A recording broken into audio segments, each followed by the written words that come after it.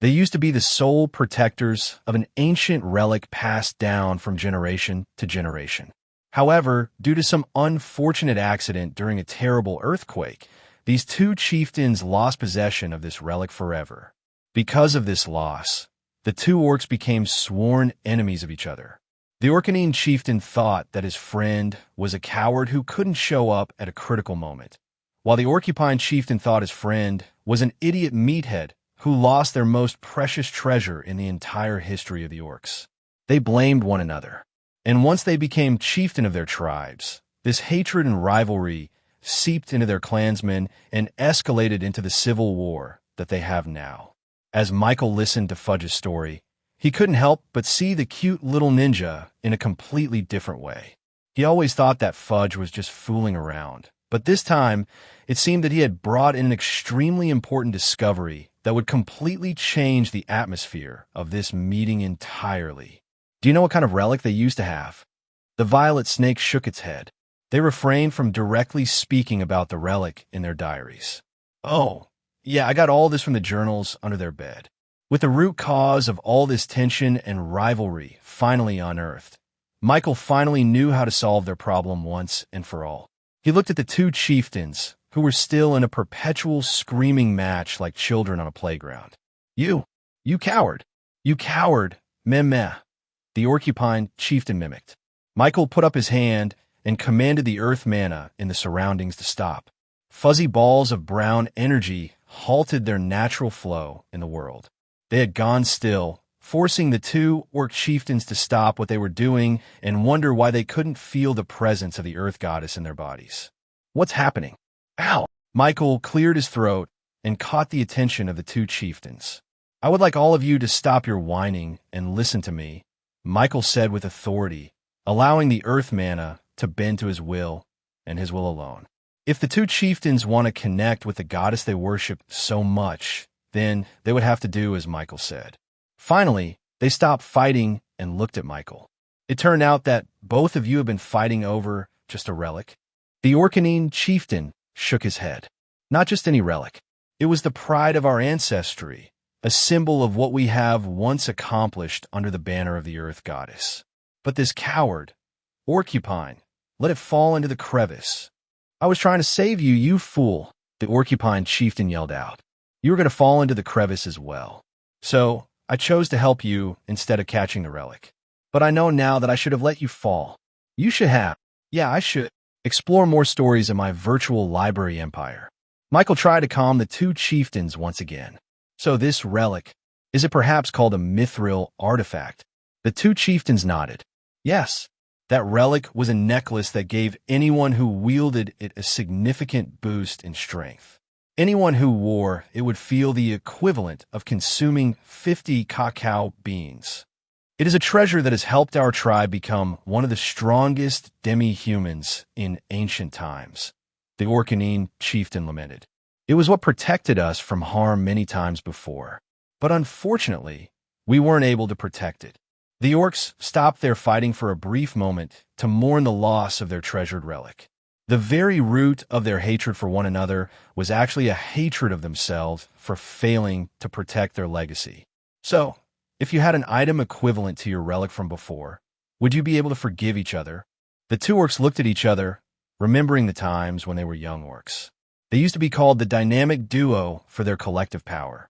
The camaraderie was still there, present, but hidden under their years of hatred for each other. There is no equivalent for this relic, the Orcanine chieftain dishearteningly said. It was a lost art made by ancient dwarves. No blacksmith can ever make it again. It looked like the orcs were more disappointed with this fact, as they too wanted to squash the beef between them. Unfortunately, the relic cannot be replaced. Are you sure about that? Michael said as he reached down his shadow to reveal an arm brace. This was special because Michael had it specifically made for Zion as is customized to help with his punching power. Oh, and also it was a mithril artifact teeming with power. The two orc chieftains felt themselves drawn to the arm brace in Michael's hand. They felt like they had seen this before. It was only when they looked closer at the object did they finally feel the mana in their cores start to react with feverish intensity. It was like their mana cores were starved in a desert, and only now did they see a pool of water in front of them. The pain from losing the relic was so bad precisely because the two orcs knew how powerful it was. Once they lost it, they knew they wouldn't be able to feel the course of mana flow through their veins as powerfully as the relic had done before, and they had longed for it ever since. But now, a different object was giving them the same feeling as the relic they had lost. "Human, what is that?" the chieftains asked. "This is a mithril artifact. I made it myself with the help of my dwarf friends. Do you want to test it out for yourselves to see if it's as good as your relic?" Before the two could answer, Michael gave the orc chieftains the pair of arm braces, and as soon they held it in their hands, their eyes welled up with emotion. Their connection with the Earth Goddess had never been this strong ever since they lost their relic. It felt like they were bathing in her bosom, being showered with her love and her care. The power they felt from the mithril artifact was only second to the connection they felt with the mana on their surroundings.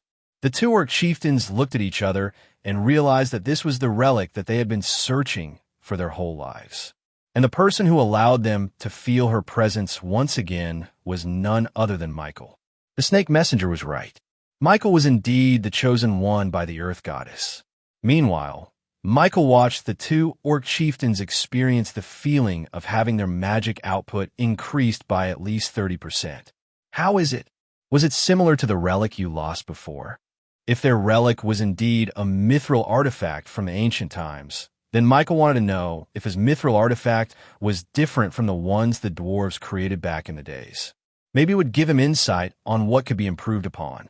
"It is as I remembered," the Orcanine chieftain said, squatting down and raising both his hands above his head. Michael knew that the orc was about to perform his ritual once again, but was too late to stop him.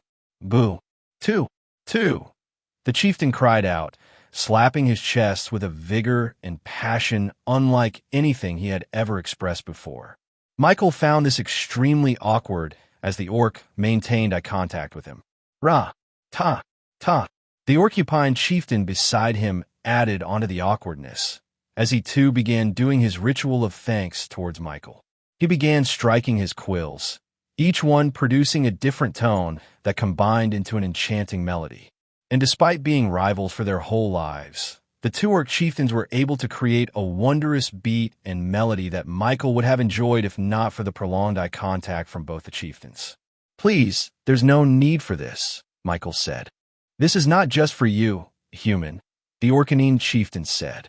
"We are mainly giving thanks to the Earth Goddess for letting you walk into our lives. If not for her grace, we would have never met, and you would not have restored the pride of our tribes." "That is right," the Orcupine chieftain agreed. "We are showing our thanks for the goddess by praising you." Michael lightly coughed. "Well, if you want to thank me, then there's other ways you could do that. For example, maybe joining my nation as citizens." The two chieftains finally stopped their rituals and looked at Michael with a look of obedience. "I was already planning on asking this of you," the Orcanine chieftain said, bowing to Michael.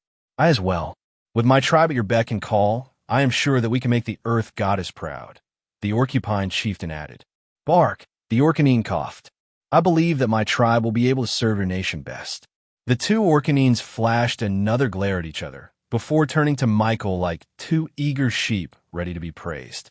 "But maybe it would serve the Earth Goddess best if we work together to serve her chosen one," the Orcanine chief added. "That I will agree. I am willing to work together with your tribe under his banner.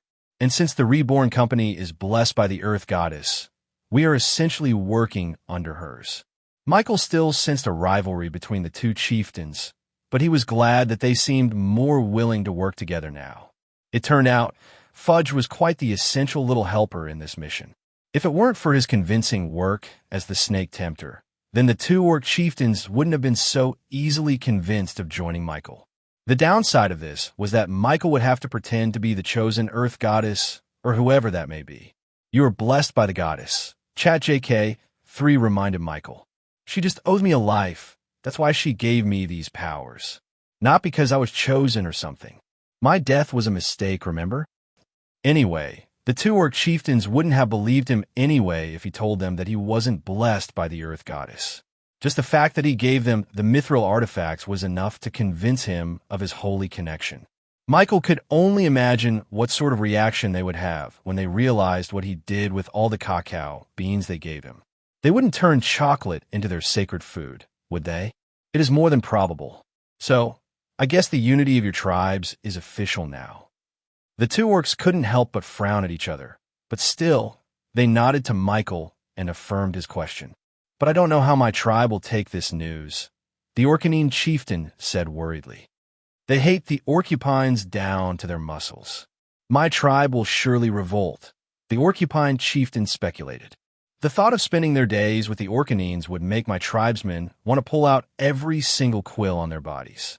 The two chieftains were sure of their tribe's hatred for the other because they were the one who taught them to hate in the first place. Good news, he said to them. Your tribe will probably like it more than you think. Michael gestured for them to follow him, which the two orc chieftains did, but with doubtful looks on their faces. He led them out of their meeting place and toward a metal fence overlooking a large field. There were large lights beaming down onto the field and illuminating it from the dark.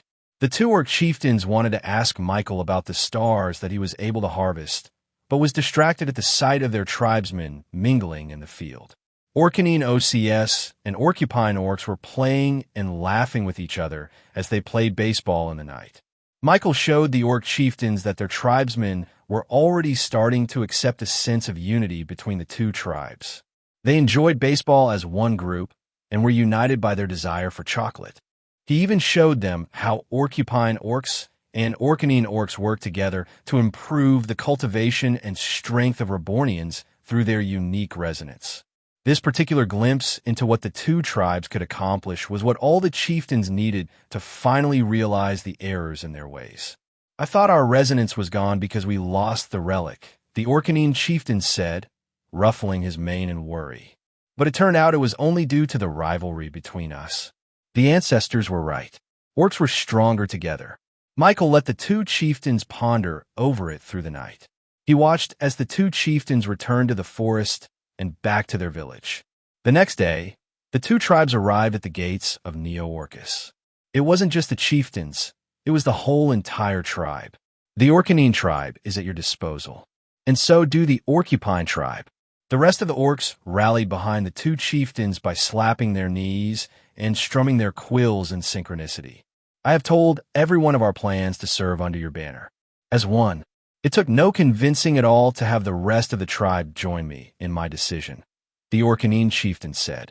We told them of our tribes the history of our rivalry and admitted that it is nothing but hubris and pride. I confess that I led the tribe into the wrong path for too long. It is therefore my responsibility to right that wrong. I step down as the chieftain of the Orcanine tribe and relinquish it to you, human, who is the chosen of the earth goddess. The Orcupine chieftain stepped up right after the Orcanine chief and kneeled to Michael. I give way for your guidance as well. The rest of the orcs looked up at Michael with expectation in their gazes. Their eyes reflected the image of Michael standing with the Dragonborns and the rest of Neo-Orcus standing behind him. They, too, longed to be part of his community. Well, I guess we should start the festival to commemorate this event, right? Shiina began clapping, followed by the rest of the Dragonborns and the locals of Neo-Orcus. It was a celebration. Today was the day that the orcs officially became citizens of the nation of Reborn.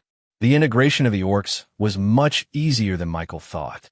He thought it would be hard to convince the orcs to suddenly start working together after being rivaled for so long, but seeing for themselves how Orcanines and Orcupines could play baseball together or share a beer was enough to dispel their previous thoughts.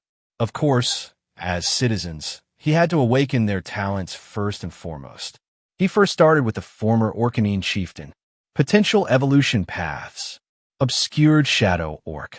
This orc species uses the shadows as their main form of offense. They strike from where their opponents could not see or feel, dealing critical damage that may paralyze those unfortunate enough to be struck. Shadow smith orc. This subspecies of orcs can mend their shadows into different constructs depending on the user's imagination. The stronger the image they have on their mind, the stronger and more detailed the shadow will become. Earth Shadow Orc. This orc species uses their innate connection to the earth and borrows from it the power to mold oneself into one that will conform to the ideals and will of the earth goddess. Michael was not surprised when the orc chieftain chose the Earth Shadow orc bloodline. As expected, this is truly the way to please her, the Orcanine chieftain said. Please, let me become her shadow. As Michael chose the third option, a blinding light obscured the orc's entire body for a few seconds. Then, the light subsided, showing the Orcanine orc's new form. He didn't see much difference from the orc's physical structure, with him having the same orc and wolf mix of genes. However, there were now small, flickering shadow flames emanating from the orc's body. As the Orcanine tested his new abilities, Michael observed that as the shadow flames increased in intensity in the orc's body, the harder it was to perceive him. It was as if he started to blend into the background, blend into the very earth itself. After evolving the former Orcanine chieftain, his counterpart was next. Michael was surprised to find that despite their difference in species, the two orc chieftains' talents were strangely the same. He also chose to become an Earth's Shadow orc. Michael thought that this was just a product of them being blood brothers when they were younger, but as Michael began to awaken the talents of the other orcs, he was surprised to find out that all of them had a talent in the shadows. Fudge was right. The orcs did indeed have the talent to become shadow ninjas like him. Seeing this made Michael curious. Was a species' talent for something formed from their very birth or nurtured through their childhood? Their obsessive nature about the earth goddess must have influenced their talents in some way for it to manifest as one of their bloodline evolution options. Your conjecture has merit. Evidence seems to suggest that both nature and nurture has an effect on a person's talent. With ChatJK 3's words, Michael was sure of his guess, though he had no way to prove it. He just had to awaken more people to get more evidence. Anyway, after Michael spent 3 days awakening every orc from the two tribes, Fudge popped out of his shadow and immediately showed Michael his pity eyes. Master, since I did good, can you please fulfill a small favor for me? Michael looked at the slime and knew exactly what it wanted. Fine, you can have the orcs. Yes. Fudge didn't waste any time and slipped out of his shadow to meet with the orcs. Meanwhile, Michael sat in his bed looking at his system screen with a smile on his face. After awakening thousands of orcs, he gained one of their innate skills. This is good. You think I can give this to every Rebornian? Yes. Any Rebornian can receive this skill. ChatJK 3 replied. Michael looked at his screen. On it said, Superior Sugar Rush. This skill allows the user to explode with the power of unity upon consumption of chocolate, allowing them to transcend their current power for a limited amount of time. The user can consume only one at a time, with no time limit in between consumption.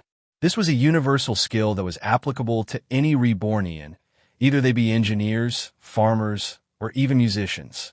It would serve as a trump card, giving them a huge burst in strength in order to protect themselves at a critical time. So, now, all Rebornians had Lesser Unity Defense as their protection and Superior Sugar Rush as their offensive option. Although it would take a lot of time and effort to implement this new skill to the tens of thousands of Rebornians personally, Michael was glad to do it for his citizens. It would give him peace to know that they would be safe from harm even if he wasn't there. And before they even needed to protect themselves, he and Fudge were sure to arrive before anything happened. That was why he and the ninja slime spread their clones to every citizen, allowing them to appear to any Rebornian at a moment's notice. Speaking of Fudge, Michael was a little bit curious as to what the mischievous devil was doing with his Ney regiment of orcs, so he visited them in the forest where the village were located.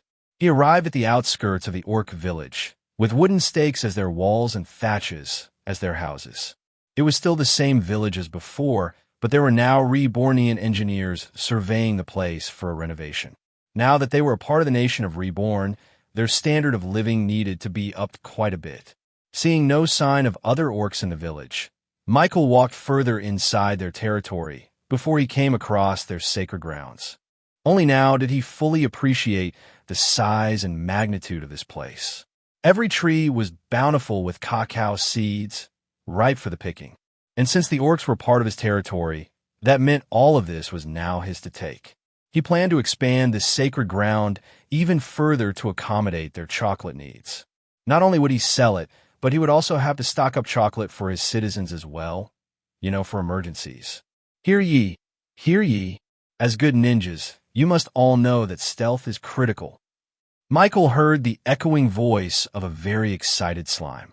He walked further up the sacred grounds and saw Fudge in his snake form, wrapped around the tallest tree and looking down at the orcupine and orcanine orcs below him. "We shall learn your ways, messenger," the former orcanine chieftain vowed. "You have us at your disposal," the former orcupine chieftain said. Good, good, good. For our first mission as the Shadow of Reborn, each of you are assigned a Rebornian to protect. One orcanine and one orcupine. 2 of you are to spend your days in their shadow, never showing yourself unless they are in danger. "As you wish," they all screamed. Boo.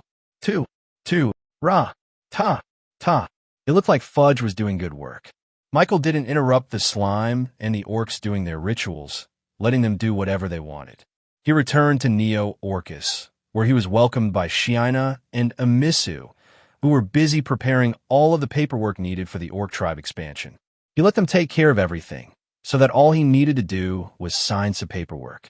It involved creating a new chocolate factory, sending farmers to tend the sacred cacao grounds, and other mundane nation stuff. He kind of envied Jakku and Zion, who did nothing but laze around. A few days later, the chocolate merchants were finally ready to embark. Their carriages were filled to the brim with chocolate products ready to be sold in Angora City. They would have wanted to use the automobile for faster travel, but there weren't any flat roads and gas stations in the Queen's region. Hopefully, in a few months, the new Golden Road would have made significant progress and allow automobiles to be used in the Queen's region. "Thank you again, Michael." "No, the Reborn Company is thankful for you," he said to them. After some reluctant goodbyes, some merchants became too enamored with the way of life in the King's region and Neo Orcus and wanted to stay permanently. The chocolate merchants set off. Before they left, though, Michael saw a few black figures merge with the carriage's shadow. It was none other than Fudge and a few shadow orcs doing their first mission. They sent their clones to the merchants as protection. "Master, they are now citizens of our nation, right?" Fudge plopped out of Michael's shadow. "Yes, they are. And if I didn't know better, I would have thought that you just wanted to protect the merchants. But you just want to infiltrate Angora City, don't you?" The slime flashed a guilty smile. Michael didn't object, so he didn't say anything to Fudge. He, too, was a little bit curious as to what a capital city from the Queen's region looked like. Maybe I'll plop in their carriage once in a while to check in, too. He flicked his finger and sent one of his shadows to the merchants. Michael spent a few days meeting with all Rebornians and giving them the superior sugar rush skill, while also catching up with them in the meantime. He became intensely bored by the 3rd day and wanted to see a different scenery. He checked in on Kingsbridge, the nation of Reborn, and the Dwarven Kingdom, but they weren't doing anything special. Neo Orcus was busy with the Golden Road project, so not a lot of people were free to entertain him. Then, out of curiosity, Michael traded places with Shadow attached to the chocolate merchants. They were surprised at his appearance, but welcomed him dearly. On the way, they told him about their lives in Angora City. He spent the rest of the day with them until they set up camp in the wilderness to pass the night. After sharing soup and bread, they snuffed out the campfire and readied their tents to sleep. Michael was going to leave and rest back in Neo Orcus when he suddenly heard faint whisperings in the forest. Jackpot, they don't have any security with them. They look like merchants, too. Their carriage looked to be full of money ready to take. "Listen, guys, let's make this quick. Steal their money and get out. No need to make this messy." With his enhanced hearing, Michael caught wind of a thievery waiting to happen. He peeked out of his tent and used his supreme skill, Unity Gathering, to search the environment for life mana. And sure enough, he saw 5 people waiting in the bushes and watching the camp with greedy eyes. The chocolate merchants were none the wiser. They slept in their tents, unaware of such dangers lurking in the shadows. These thieves are quite weak," Michael assessed. They are all only in the 2-star realm. Michael didn't want to brag, but he could deal with these thieves in a literal blink of an eye. He didn't even have to use any physical art spell. A simple earth wall or ember spell would be enough to scare these thieves into unconsciousness. Should I deal with them now? Before Michael moved, he saw Fudge emerge from the shadows. The slime looked up at him, begging, "Master, please, let us deal with this. This is so exciting. This is the first time that any of us can show off the power of Reborn Shadow." Fine, Michael acquiesced. Since Reborn Shadow, as they like to call themselves, was going to be the first line of defense for the nation of Reborn, Michael wanted to see what they were capable of firsthand. Yes, Fudge rejoiced, but don't tell the Dragonborns. Of course, Master. Miss Shiina would be angry at me if she knew that she wasn't there to protect you from these thieves.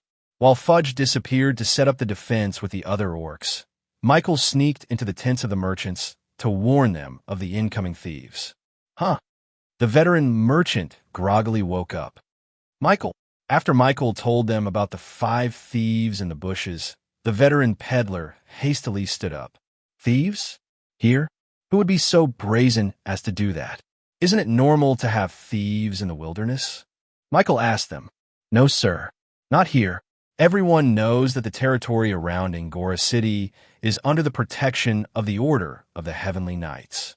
Not even organized crime groups would be so brazen as to disregard the order for such a small caravan. That's why we don't have any security with us. We thought we wouldn't need it. Clearly, we were wrong.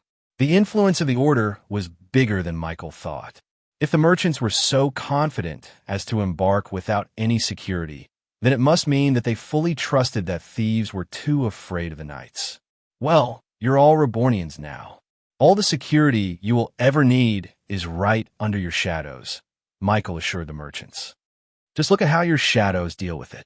Just then, the thieves seemed to have finally finished their preparations. I know you're awake, a rough voice said. Give us all your gold coins, and no one gets hurt. The chocolate merchants all looked at Michael, and he just nodded at them, assuring them that nothing bad was going to happen. Slowly, they walked out of their tents with their hands up in the air, signaling their surrender. There were 5 men wearing tattered black clothes, trying to conceal their identities. But they seemed to have neglected to cover the most important part, their faces. They wielded rusted scimitars on their hands, threatening the merchants with nothing but tetanus with those crumbling weapons. Michael watched as the thieves approached the carriages, aggressively taking off the cover to reveal the treasure hidden inside. Huh, what is this? Food? Is this trash? No. Wait a minute, that looks familiar. One of the thieves' eyes flashed with a glint of recognition as he looked at the violet and gold wrapping of the chocolate bar. Yeah, this is chocolate. You know, the one that was talked about in Angora City. The one that those knights have been raving about. Only after that explanation did the other thieves finally realize the treasure that they had in front of their eyes. Jackpot! We can sell all of this for tens of thousands of golds. Greed could be seen overflowing in the thieves' eyes. They even became a little bit impatient, approaching the chocolate merchants to threaten them into giving up the carriages. Don't do it, the veteran peddler pleaded. But the thieves disregarded his warning. Hey, old man, this is our carriage now. Leave if you don't want to get cut up into pieces. The chocolate merchants stood their ground. They wanted to protect the chocolates because it was not theirs, but the Reborn Company's possession. Yeah. One of the impatient thieves ended up picking a big rock from the ground and throwing it to the veteran peddler. As it was about to hit, a transparent prismatic shield appeared to protect him from harm. Huh, what was that? The thieves were stunned. It didn't take long before the thieves charged towards the merchants with their scimitars in their hands. The veteran peddler flinched as the blade came towards his face, but thankfully, it was stopped half a meter away from him. The thieves, surprised yet remained undeterred, tried to hack into the prismatic shield. However, any attempt they made only ended up bouncing the blade back to them. How is this possible? They're just merchants. How do they have this impenetrable defense? It's okay. I'm sure it will break eventually. Just keep hacking. They thought they had all night to threaten the merchants. They didn't know that their shadows began to stretch and mold under the static moon above the starry skies. Terrifying 3-meter-tall orcs, numbering 10 in total, emerged from the shadows behind the thieves. Michael, watching all of this, couldn't help but laugh. Ha ha ha ha ha. They were supposed to be ninjas undetected in the night, yet their huge statures were the complete opposite of what they were trying to accomplish. The thieves were startled upon realizing that there was another presence in the camp. They turned towards Michael, using their scimitars defensively like a shield. But once they realized how young he was, their unease lessened. Don't make any funny moves, kid. We don't want you to get hurt. Just let us have the carriage, and all of you can walk free tonight. Hey, what are you doing? They saw Michael move towards his tent, thinking that he was trying to help the chocolate merchants in some way. I just wanted something to sit on, Michael said as he pulled out a chair from his tent and sat on it casually. Go on. He gestured to the thieves. The shadow orcs had just awakened, so they're still in the 1-star realm. These thieves are in the 2-star realm, but they are just at the orcs level. This will be a good fight, he thought to himself. The thieves were quite unnerved by the calm demeanor of the 10-something-year-old kid looking at them with amusement in his eyes. Not to mention the fact that he laughed during a robbery in the middle of the night. There was definitely something wrong with this child. Hey, deal with him. The kid? That's a bit much, don't you think? The thief whispered. Just scare him a little. Make sure he doesn't interfere in our business here. The unfortunate rookie thief with a lanky build reluctantly turned around to pick up a rope in their bag. He wanted to tie up Michael and prevent him from running away and alerting the authorities. But just as he turned around, he suddenly bumped into something hard and squishy at the same time. Ow! The thief was face to face with a hairy wall in front of him. His expression was one of annoyance at first, but as his dazedness phased away, his eyes finally showed recognition that he was facing something big and terrifying. His head slowly looked up until he saw an Orcanine orc looking down at him with red eyes, sharp tusks, and all. The thief started to back away, struggling to get the words out of his mouth. A cold sweat poured down his back as he looked around and realized that this orc wasn't the only one stalking them from behind. There were 10 of them in total, each one standing behind the thieves, waiting patiently like a snake about to pounce. These orcs were just silently standing there, menacingly. Hi-ya! The thief finally let out a scream, with fire mana billowing up from his Dondian. Fire strike! His scimitar erupted in a fire, and as he swung it in the air, a crescent of fire shot off towards the silent Orcanine orc. And in his confusion, he ended up throwing away his scimitar towards the orc as well. But before the fire strike even burned a single fur from the Orcanine's body, a prismatic shield appeared around his body and extinguished the flames. As for the scimitar itself, it was easily swiped away by a well-timed punch from the orc. It was only now did the other thieves finally took notice of the shadow orcs standing behind them. Damn it, who are you all? Orcs. We're nowhere near Orcus Town. Whatever. Defeat them. The thieves began activating their physical arts spells one by one, which Michael happily observed on the sidelines. This would be the first time he would see an actual fight in his entire life, which was quite exciting and reminded him of watching anime in his previous life. Though he must admit, this was a lot more exciting than seeing moving images on a flat screen. The thieves used various spells using their scimitars as their main offense. One of them threw Fire Strike at any opportunity. The other used his quickness to approach the orcs and try to slice them into pieces. And others also used complicated stances and fighting styles to try and overwhelm their opponents. However, their efforts were rendered null by the presence of the prismatic shield surrounding the orcs.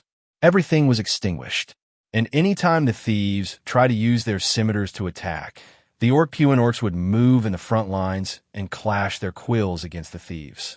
Go, my shadow orcs! Fudge screamed beside Michael. Show them the power of ninjas. Michael looked at the violet slime. You know, ninjas use stealth and finesse to deal with their opponents. No such thing, master. They use big destructive moves like the Ras * non or the Ch * Dory. Just as Fudge said that, Michael saw the Orcanine orcs gather in one group. Then, they began to mold their shadows into one big ball, carried by their leader. Shadow Sphere. Fudge excitedly rallied, just as the orc holding the shadow ball ran towards the thieves.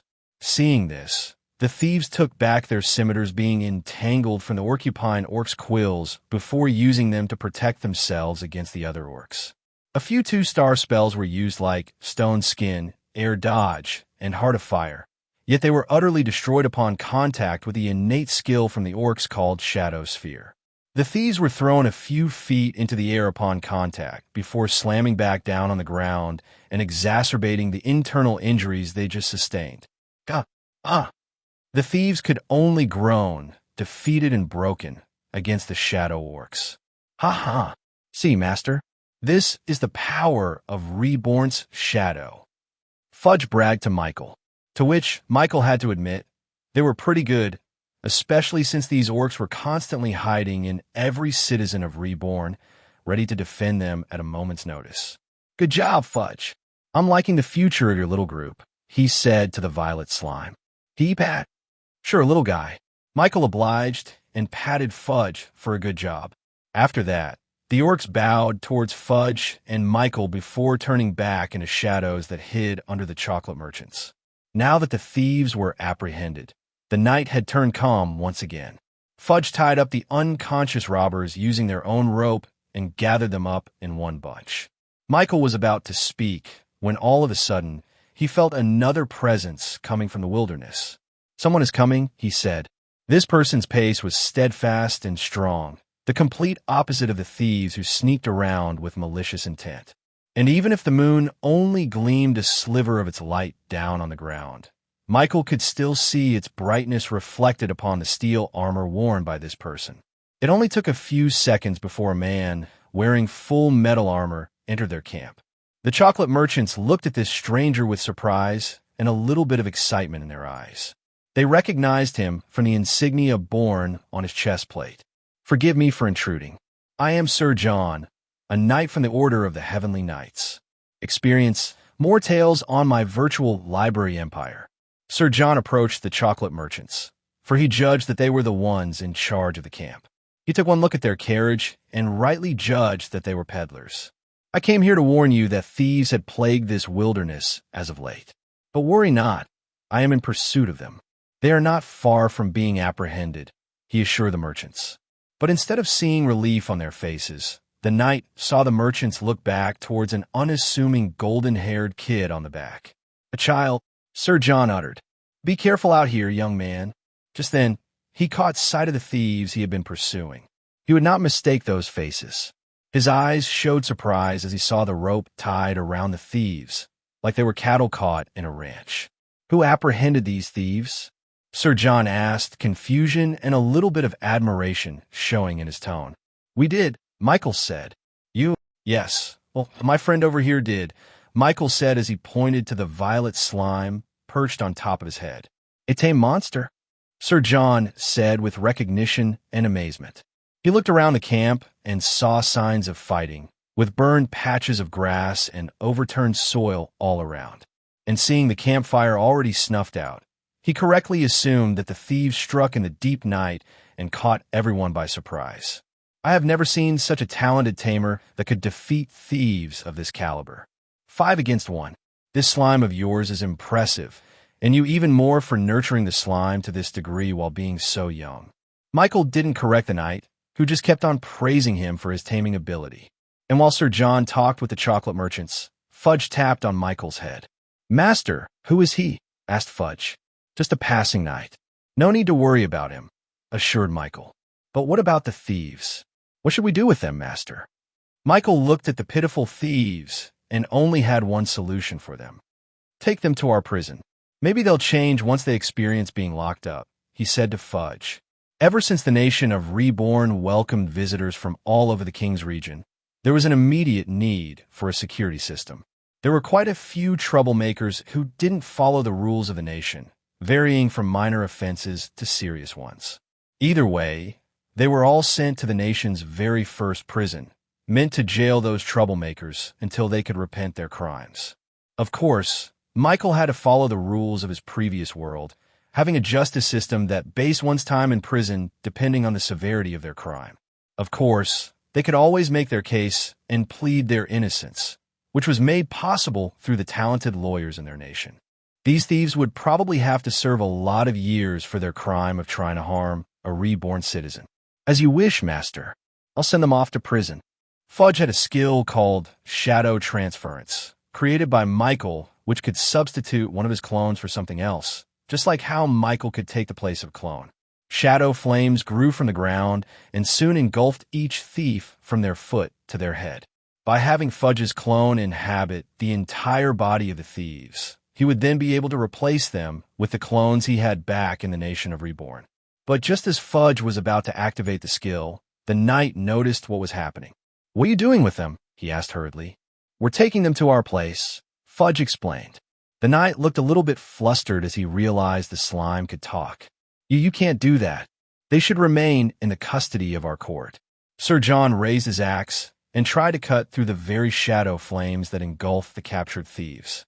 But just before his axe cleaved through the Fudge's shadow clones, he suddenly changed the direction of his swing to his back.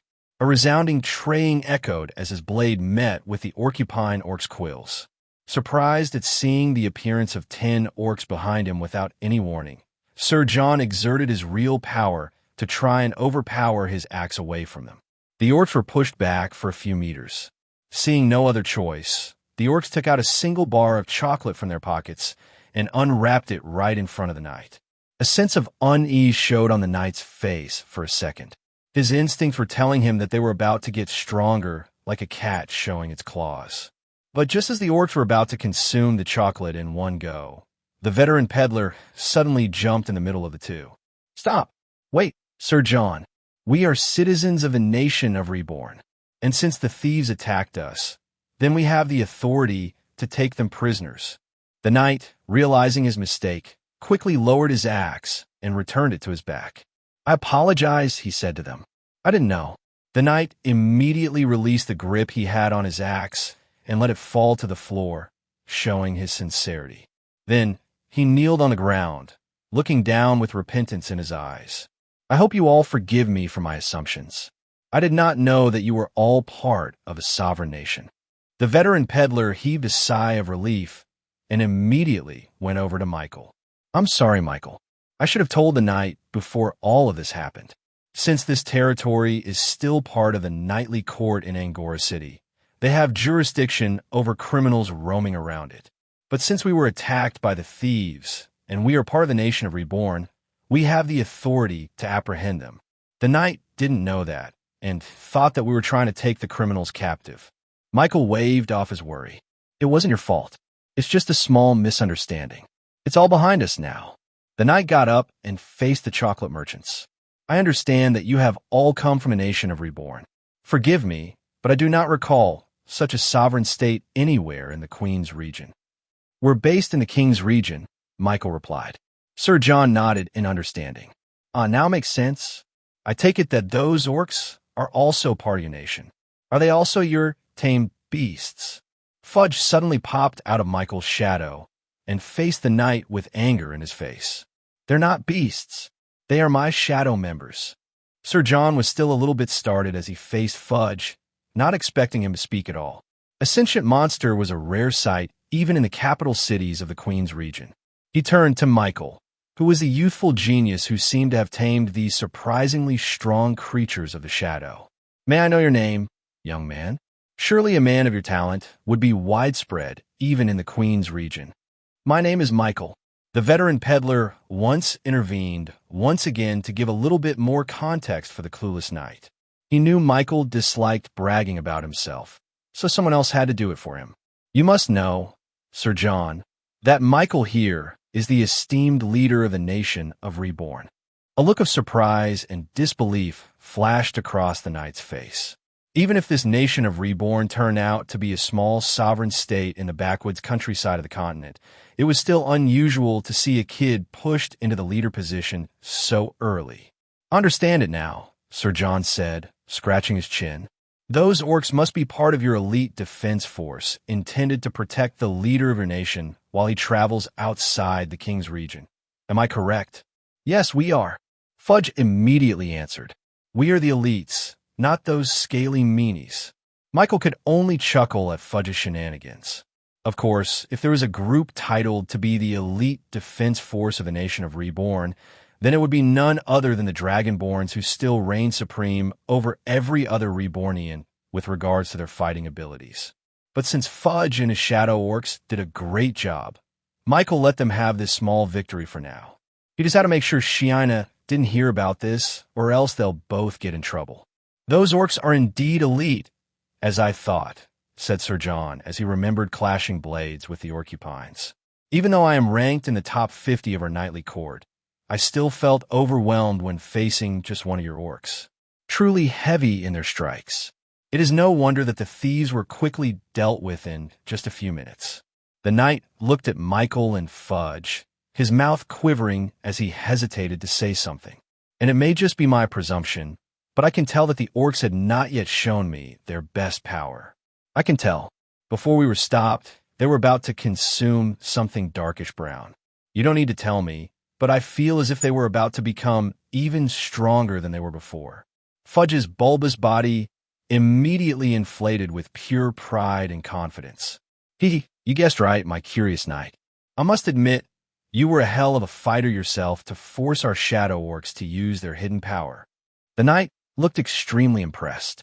Michael could see the fire of curiosity and competitiveness in his eyes, as if he longed for nothing but to clash his axe with the orcs once again. "Ho ho! What was it? Perhaps it is one of those famous cultivation pills from Sinclair's Elixirs. Read latest stories on my virtual library empire." Michael shook his head. "I don't know what that is, but it's nothing like that. It's just a simple snack." He took out a bar of chocolate from the merchant's carriages and showed it to the knight. There was no reason for him to hide the fact that orcs got stronger by consuming chocolate. After all, the orcs were supposed to always be in a state of enhancement through it at all times. And there were plenty of other secrets and trump cards for the orcs later on, like the mithril artifacts, the resonance, and other such shadow-related skills. The violet and gold wrapping shined under the moonlight, illuminating the knight's face with a sliver of gold for a brief moment. Sir John's eyes gleamed with recognition. He couldn't help but point at the chocolate, as if it was something that he had been looking for this whole time. "Chocolate!" he excitedly yelled out. "That's chocolate, the one being sold in our city. You know this?" Michael asked him. "Of course. Chocolate is extremely popular in our knightly court. It is the most sought-after product within our community, as it has shown great effects upon consumption. I can't believe it's here." Michael looked at the chocolate merchants, and they nodded in confirmation. "It is true, Michael. Our main customer base is mostly squires and knights from the order. They were the reason why chocolate spread so fast in Angora City, and why our products were quickly sold out after just a few days," said the veteran peddler. "You don't know how popular chocolate is in our circle," said Sir John. "After you guys left, chocolate became some sort of mythical product in our city.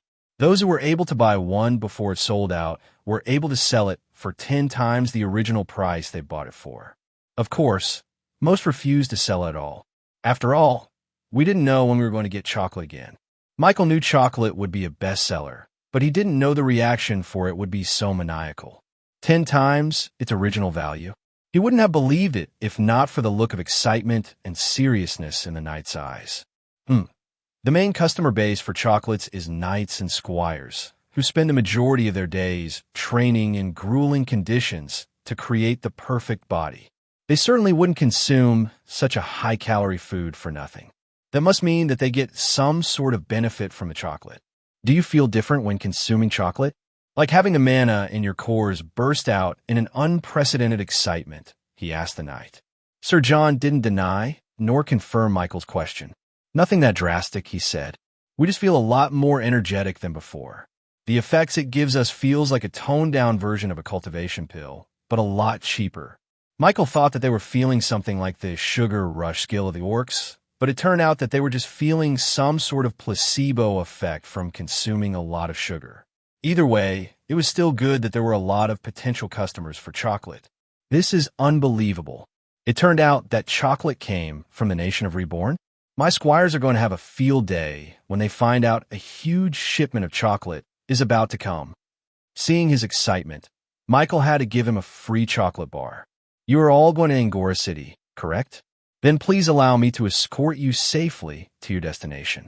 With a knight by your side, no thief will ever have the courage to make plans on your goods, Sir John said with the bravado and confidence of a true knight.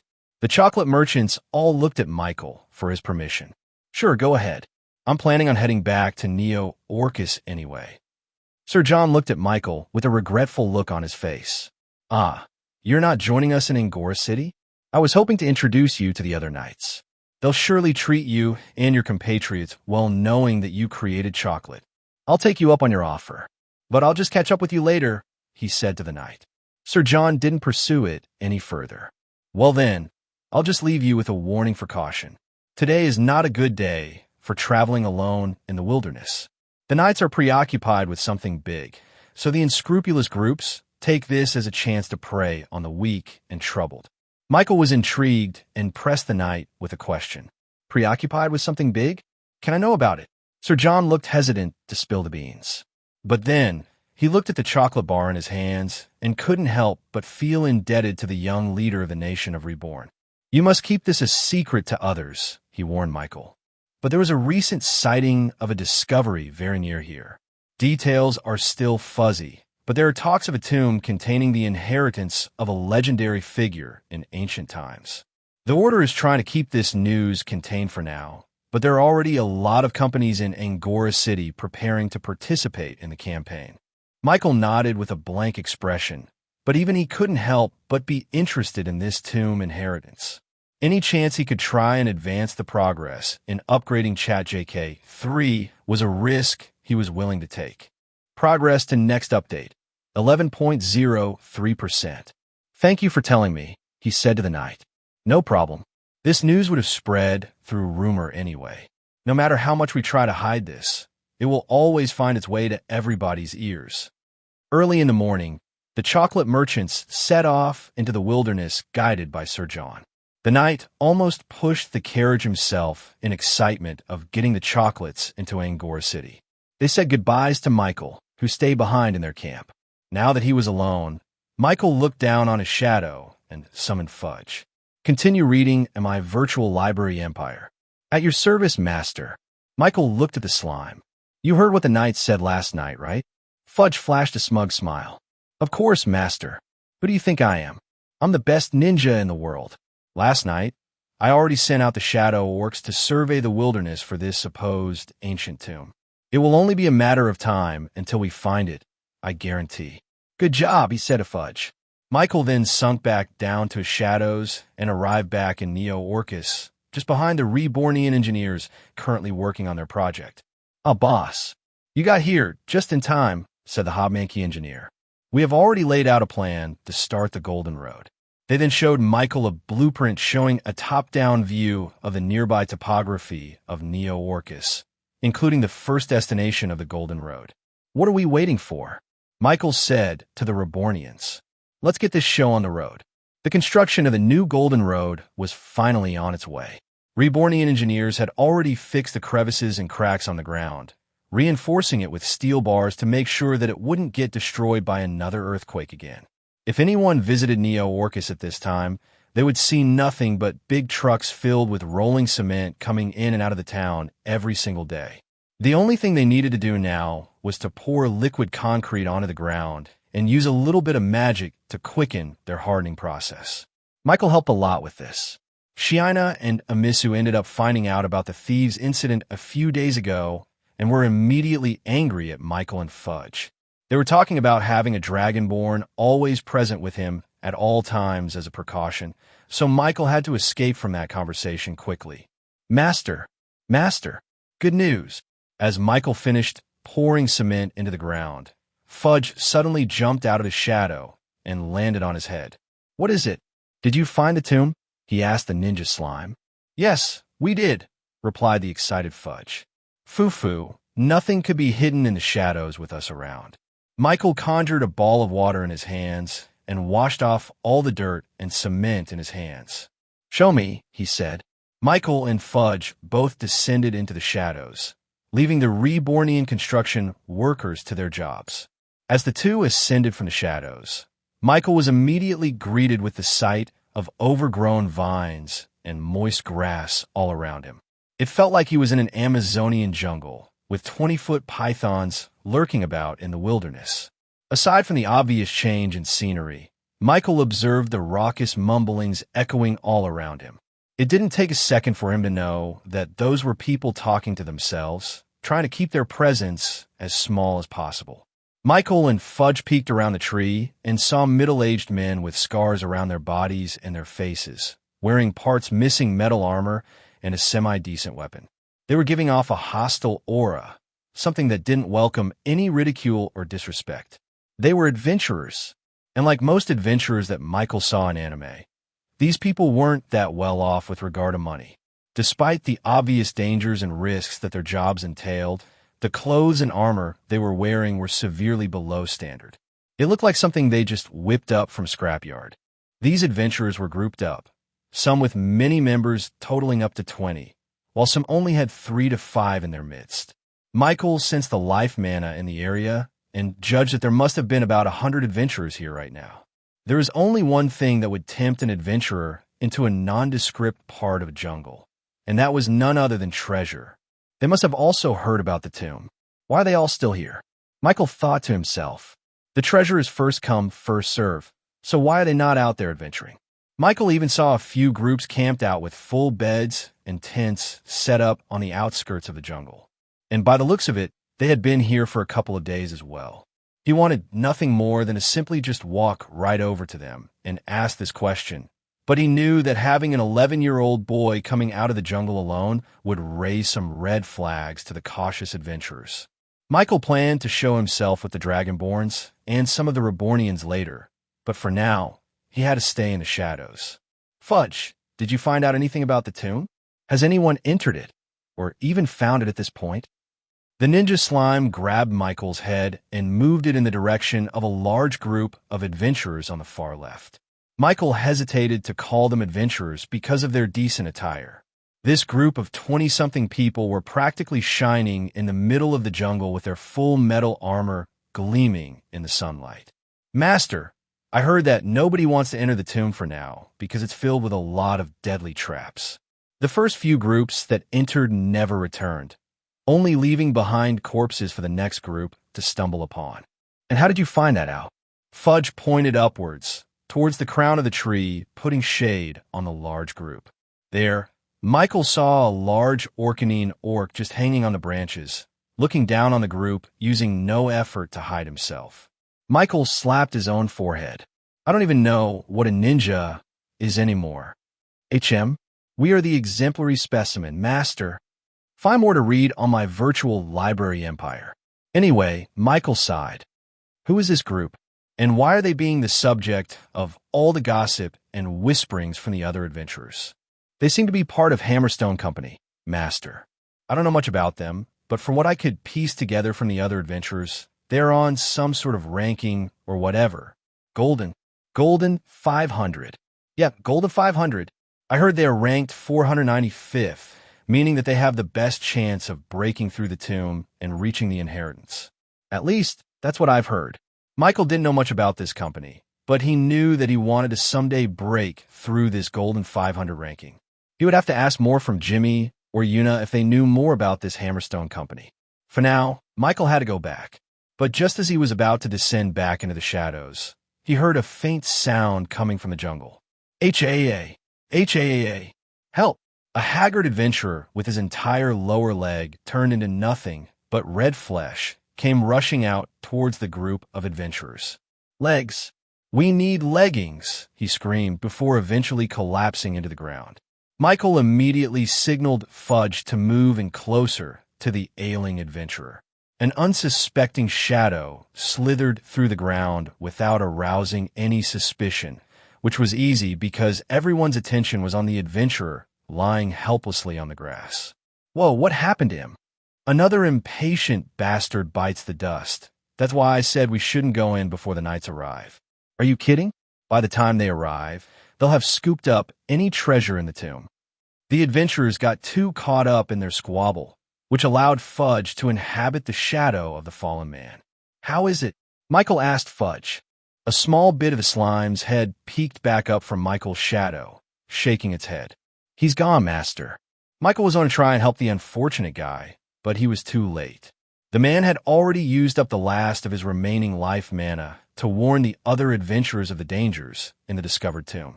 "Clear out, everybody. Give a man some space." A commanding voice from a bald man wearing bulky red armor carved through the nosy adventurers. Now, as a group of rebels, it was in their nature to never take commands from other people. But as they were about to yell at the guy for saying such audacious words, they realized the insignia born on his right chest plate. Hammerstone Company. The unruly adventurers ended up backing down in front of the 20-something fighters from the 495th ranked Hammerstone Company. They knew they were outclassed just from the clean clink sound of their armor alone. "Do we know what happened to him?" asked the bald man, clearly the leader of the whole group. "His legs are in terrible shape. It's a miracle he was able to even get out of the tomb." Michael couldn't hold in his curiosity any longer. He turned his entire body into a shadow and glided through the backs of unsuspecting adventurers until he reached a large tree overlooking the whole situation below. Coincidentally, the best view he could get of the whole situation was by hanging onto a branch on the tree directly above the adventurers. "I owe the shadow orcs an apology. This is actually quite a stealthy way to eavesdrop on someone." Michael looked down at the corpse below, expecting to see only dark mana permeating the body. But instead, he also saw large chunks of poison mana on it, specifically the legs. "Poison. Chat JK3. Can you find out the cause of death? I have seen traces of some kind of acid present on the corpse." "Look at his chest plate," the bald man from Hammerstone said curiously. "It's barely scratched. It's the complete opposite of his lower body, which seems to have been eaten through the bone, some kind of acid or poison maybe." The other experienced adventurers drew their own conclusions, not that much different from the bald man's guess. That means the tomb has an acid section that must be traversed, and this unfortunate soul didn't have any protection at all for it. That's why it's important to have leg armor.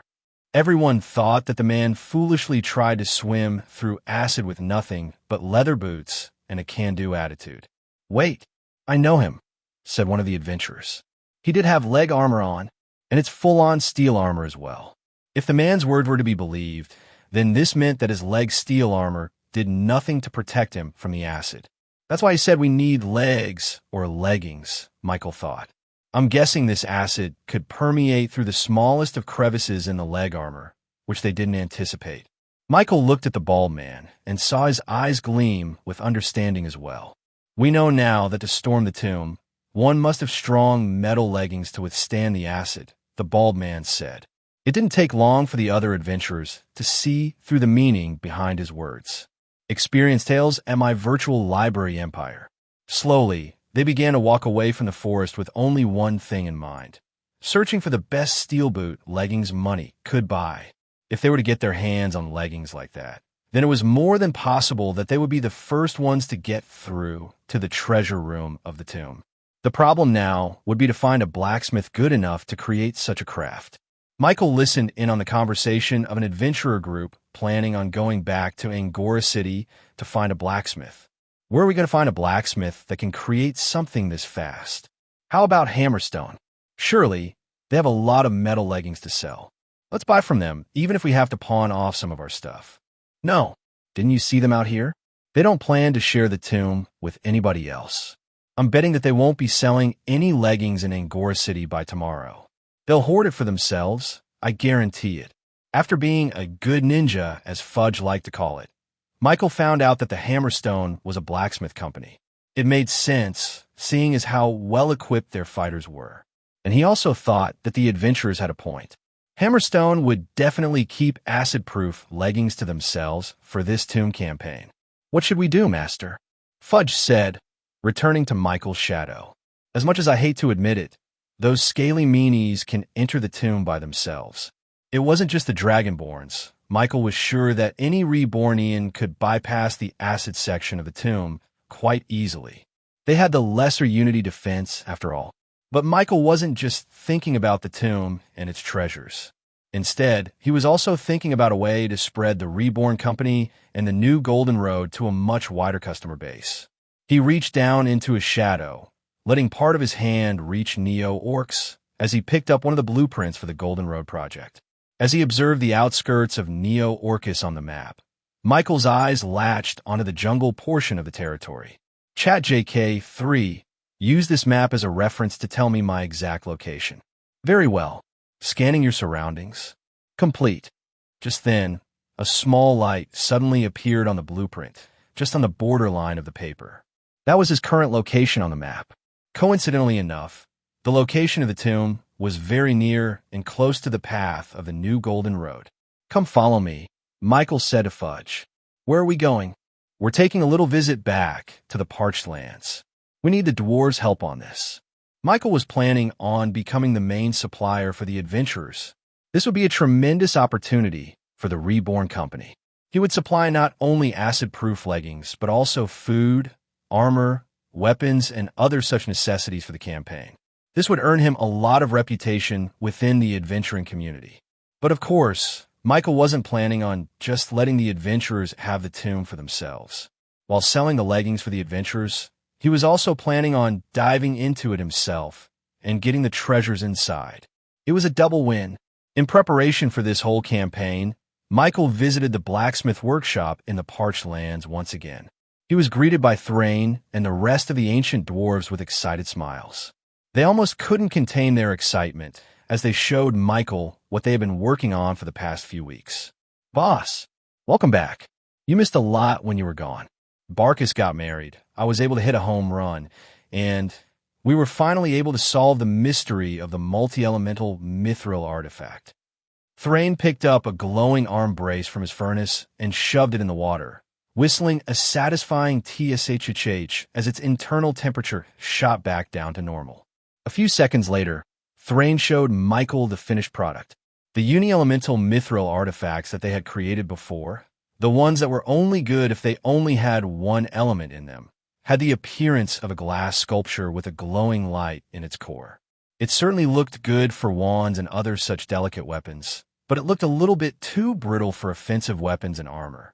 But now, this multi-elemental mithril artifact looked a little bit opaquer, with a milky white appearance with the frequent red, blue, and yellow glints of light shining through the surface. Fire, water, and earth mana, Michael said, listing off the mana in his body that was reacting crazily from the appearance of the mithril artifact.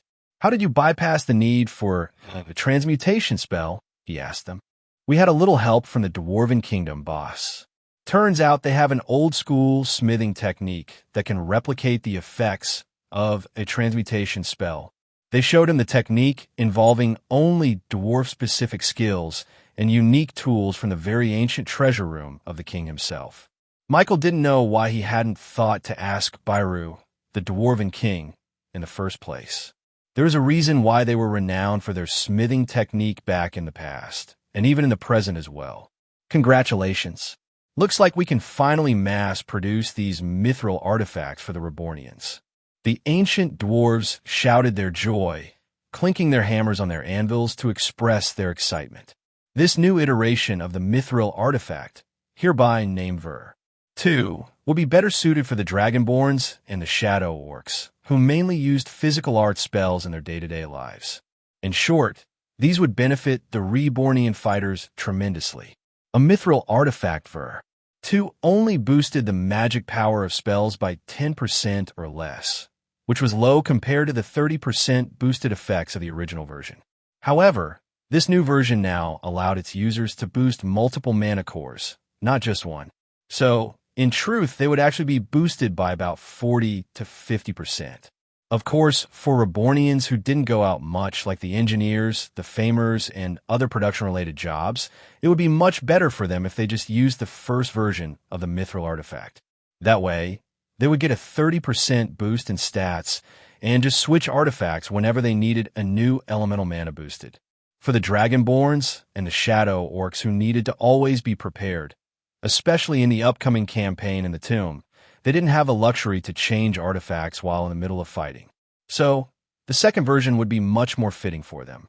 Our next project is to now create mithril artifact fur.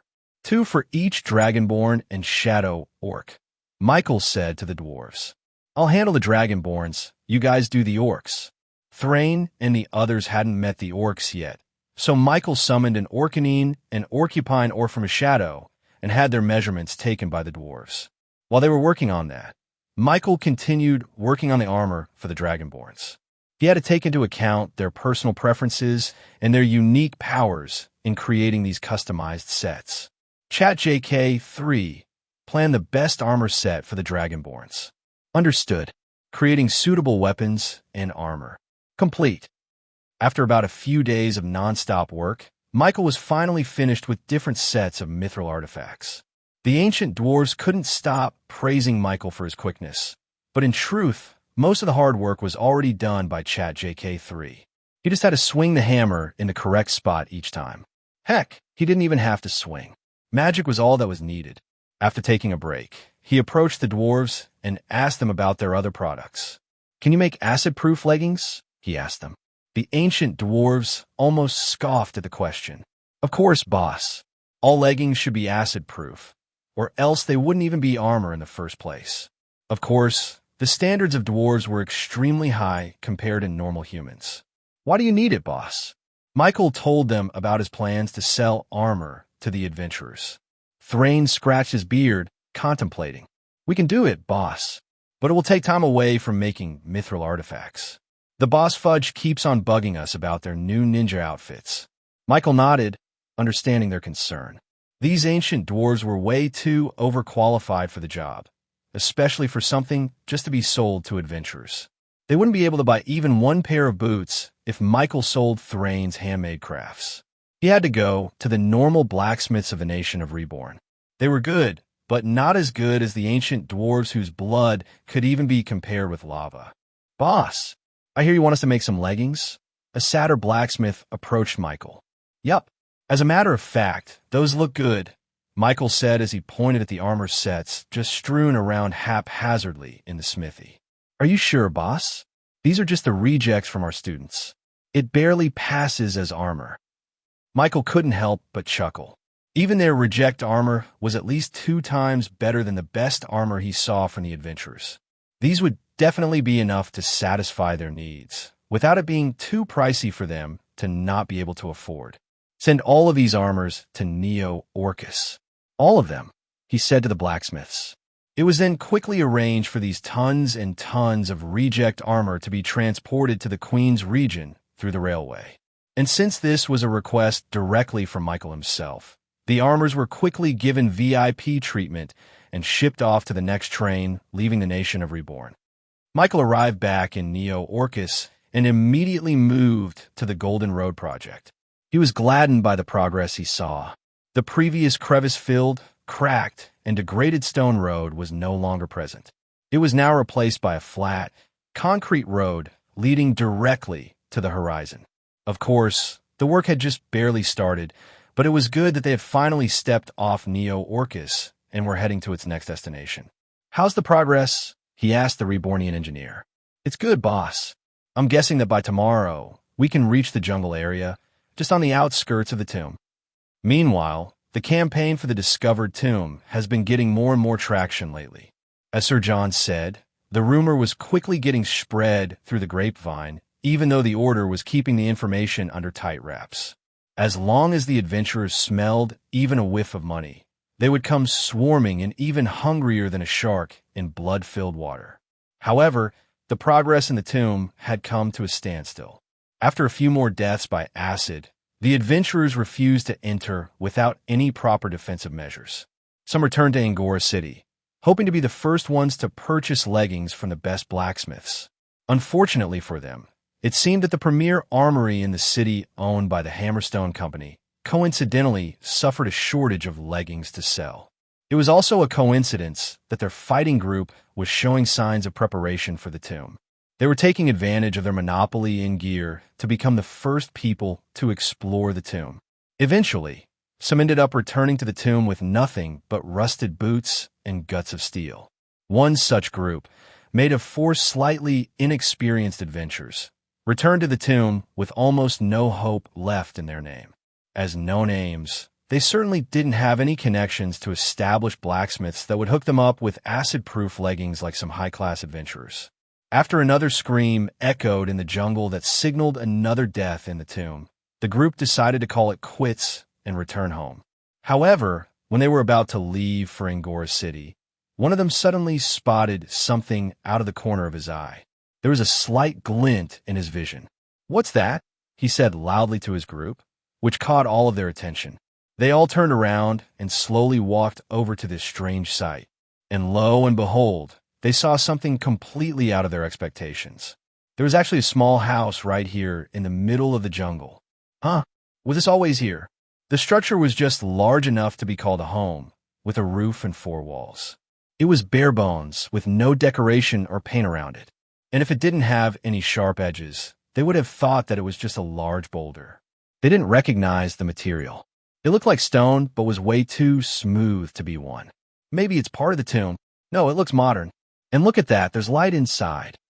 As they slowly walked over to the front of the house, they finally saw part of its interior through the looking glass beside the double doors. They all looked up at the signage carved in stone. It said, "Reborn Armory." The adventurers couldn't believe their eyes.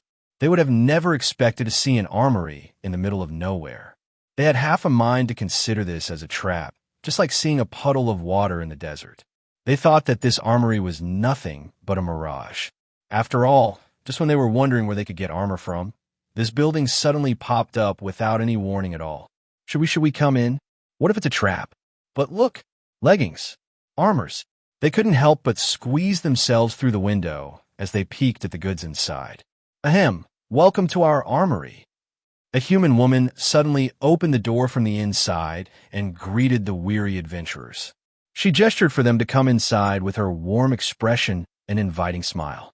"Boss Michael, we have customers," she shouted back. Michael ascended from the other side of the counter with a smile on his face. Michael oversaw the construction of the Golden Road right until the very edge of the jungle area. There, he instructed the engineers to create a little shop to set up their armory.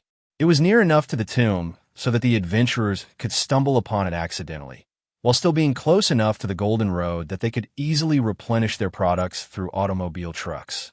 With Michael's magic, it took barely 2 days for the armory to be completed. It was simple but quaint.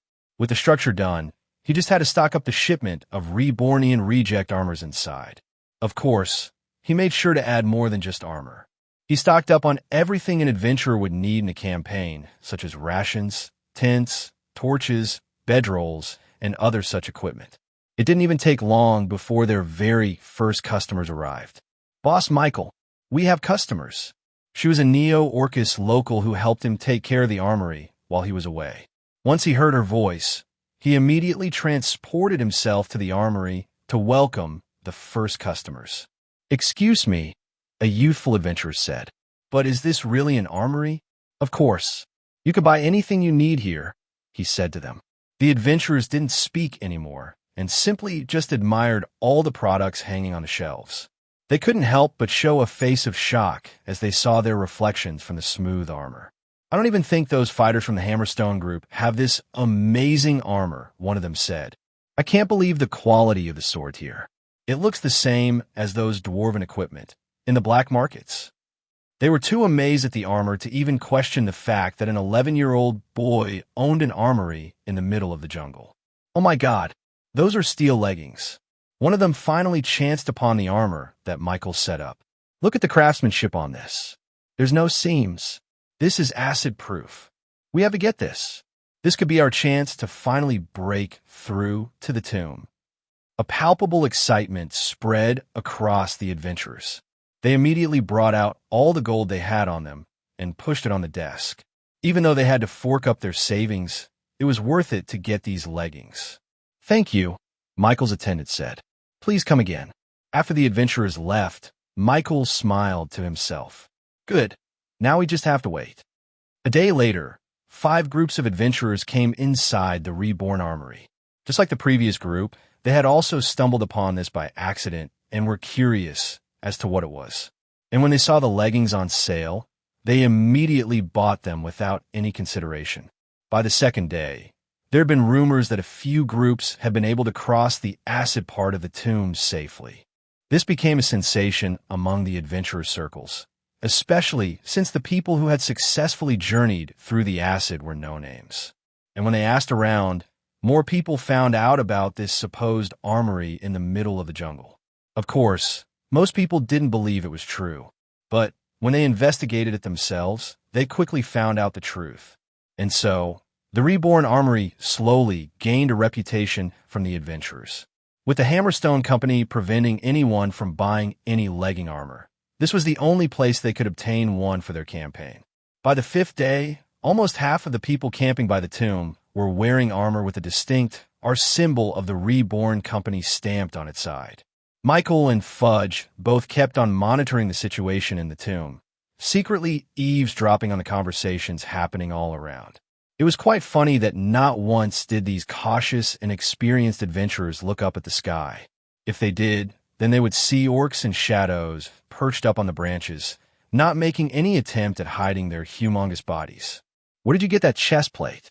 Mine got dented after going through an arrow trap, but yours is squeaky clean. There's barely a scratch. The adventurer wearing armor with the symbol R carved on his right chest looked around, hesitating to tell it so publicly. To tell you the truth, I'm tempted to gatekeep where I got this armor. I don't want it to get sold out so easily. In fact, this is the last armor that was in stock yesterday, so I got lucky. Come on, just tell us. After getting pressured by his friends, the adventurer eventually relented. Fine. Follow me. Michael watched this kind of scene unfold multiple times just this day already. Slowly, the Reborn Armory was getting spread through word of mouth from the adventurers, leading them to discover the workshop. He then looked down on his shadow and said, "Mary, there's going to be some adventurers coming your way. Welcome them, please." He was talking to Mary, the caretaker of the Reborn Armory. "All right, boss. I just finished stocking up our wares," she replied, with her voice coming out of Michael's shadow. A couple of minutes later, those adventurers arrived at the Reborn Armory, where they were immediately welcomed by a homely-looking woman. "Whoa, where did this place come from? Look at all these armor and weapons. It's even better than the ones in Angora City. I'll even dare say that this is better than the ones sold by Hammerstone." The adventurer who led his friends into the armory stood there dumbstruck as he looked at the rows and rows of the same chest plate that he had just purchased yesterday. "I don't believe it," he said. Yesterday, this was the last chest plate they had. And as he looked around, he realized that their most popular item being sold, the acid-proof leggings, had already been fully restocked. By the time he got here yesterday, they were all already sold out. "Excuse me, miss. How fast do you guys restock?" The attendant just smiled and just had one simple explanation for them. "It's because we are the Reborn Company," she said. The adventurers showed an expression of unfamiliarity. But from now on, the name Reborn would get stuck in their minds. The adventurers quickly bought all the equipment they could afford. Even though the prices were a little steep for their liking, the fact that they could buy it in the first place was already a privilege that they were thankful for. "We can't even buy this stuff if we're not a member of the Hammerstone Company. The quality is better too. Whoa, this says that we can create fire just by striking this match. We can finally have a torch anywhere we want. Come on, let's try this out in the tomb." The adventurers left the Reborn Armory with their new, glistening armor and equipment. Of course, Fudge sent his clones to monitor the adventurers. For what I hear, the acid portion of the tomb is just the halfway point of the exploration, Michael thought to himself. But thanks to our leggings, people can finally explore further. There were plenty of rooms and caves that had diverging paths, with some leading to a dead end with traps, or some just looping back at the start. It seemed that some of the real pathways led into a big chamber, with nothing but a lake of acid preventing the adventurers from advancing further. Michael even heard that the acid lake had varying degrees of depth, with only one true path being shallow enough for a person to walk through with just their legs getting soaked, hence the need for acid-proof leggings. From the rate of progression of the tomb's exploration, it would probably take another month before the tomb was fully mapped out and the treasure room was discovered. Of course, Michael heard this from the adventurers who heard it from another source, who heard it from the Knights of the Order, so the credibility of the news was still a little bit hazy. But it seemed accurate enough. At least ChatJK-3 seemed to think so, based on the size of the abnormal Earthman on the ground, which Michael thought to be the whole size of the tomb itself. And for what he could see, the acid room was barely halfway to the end. It was probably the reason why the knights from the Order hadn't arrived yet. They wanted the adventurers to do all the legwork for them, not risking their lives and letting others map out the tomb. But as a consolation prize, these adventurers did find some treasures here and there that made it all worth it. "Oh, look, Master," Fudge said as he pointed in the distance. "There's a group of adventurers returning from the tomb. Hee, their armor is toast." Michael watched as the disappointed adventurers limped out of the mouth of the cave, with their weapons and armor chipped and dented. "Damn, we're going to have to return to Angora City to resupply. It'll take us a week to return here. Maybe it'll all be too late by then. We can't fight for the main treasure room, but I thought we'd at least get some from the other rooms." Just then, they were approached by a female adventurer. She pointed at the R symbol on her chest plate, and then pointed towards the jungle, where the Reborn armory was located. Michael didn't even have to listen to their conversation to know what happened. Word of mouth once again did its work. About half an hour later, those same adventurers returned to the mouth of the cave with entirely new weapons and armor, as well as a couple of new hiking and exploring equipment, which all had the R symbol printed on it. This was how the Reborn Armory became the premier store for these adventurers. Not only was the quality good, but it was also placed extremely close to the tomb, saving them a lot of time and effort. The fact that they could restock their inventory in just a single day was also incredibly impressive, causing the adventurers to wonder if they had some sort of pocket dimension hidden somewhere in the armory. Of course, it was all thanks to the automobiles coming from Neo Orcus via the newly constructed Golden Road, which no company could even hold a candle to. A day later, the gossip and conversations from the adventurers in their camps became alit with new topics. The Hammerstone Company adventurers finally returned to the tomb. They had just returned from Angora City after the whole acid incident, and they expected the tomb to be a lot less populated because of the lack of acid-proof leggings.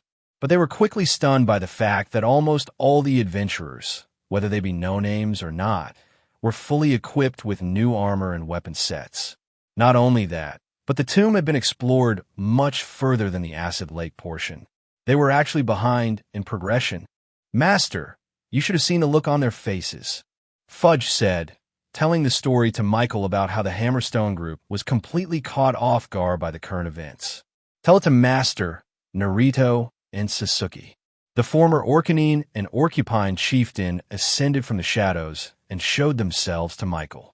Fudge took it upon himself to name the two dignified chieftains as Naruto and Sasuke, which was extremely similar to the anime characters in his previous life. The orcs didn't mind it at all and embraced their new name. After all, they had no name back when they were unevolved. They simply referred to each other through the unique sound they produced from their bodies. The Orcanines slapped their thighs, and the Orcanines strummed their quills. Butch, the leader of the Hammerstone group, had his people investigate the cause and found our armory, reported Naruto, the Orcanine chief. "Ahem, you were leaving a lot of stuff out," said Sasuke, the Orcupine chief, with a competitive spite. He already sent out a messenger to deliver the news back to Angora City.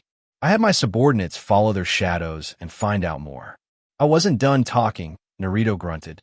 "I was just about to report that to our boss." "Why do you always undermine me?" "I wasn't. I was making sure that our boss got the truth. It is simply your pride thinking that."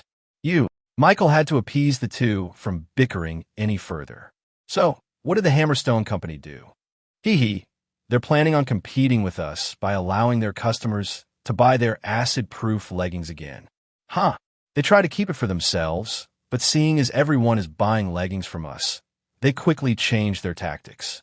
Fudge was quite proud of what the Reborn Armory was able to do.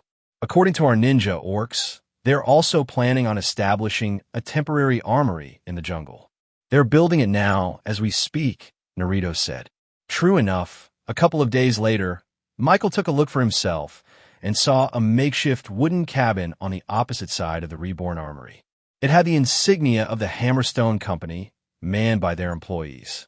It was shabby and devoid of any decorations due to how rushed they had to build it, but it did its job. It displayed all the available Hammerstone armor and weapon sets anyone can purchase. However, they found that business was a little bit slower than they were expecting. No one was buying from their stall. This was all because the adventurers had gotten used to buying and using Reborn products. In short, they were too late. Not only that, but their quality was a little bit lesser than that of the Reborn armory, while still being a lot more expensive. Butch, the bald leader of the Hammerstone adventurers who wore the fiery red armor set, had to lower the prices a lot to compete with the Reborn armory. They slashed it by about 40%, making it cheaper than the Reborn products. This led them to finally gain customers. As the exploration in the tomb progressed further and further, the traps and dangers increased, leading to more wrecked armor needing to be replaced. Conversely, the treasures found within became even more and more valuable, which tempted more explorers despite the increased risk. This led to a boom in new adventurers coming in from different territories, who all needed proper equipment to brave the tomb. Due to this, the makeshift Hammerstone Armory store found a problem. Their supply wasn't keeping up with the demand. Their wares would get sold out not even a day after they resupplied. Normally, this would be a cause for celebration for them. However, this meant that they were losing out on a lot of customers willing to spend all their gold coins in this campaign. All those disappointed people who left their armory empty-handed went over to the opposite side of the tomb, to their competitor, the Reborn Armory. And somehow, that company never experienced this kind of problem at all. They were always filled with supplies despite having 20 adventurers buying acid-proof leggings every day. Where did this company come from? They resupply their products too fast.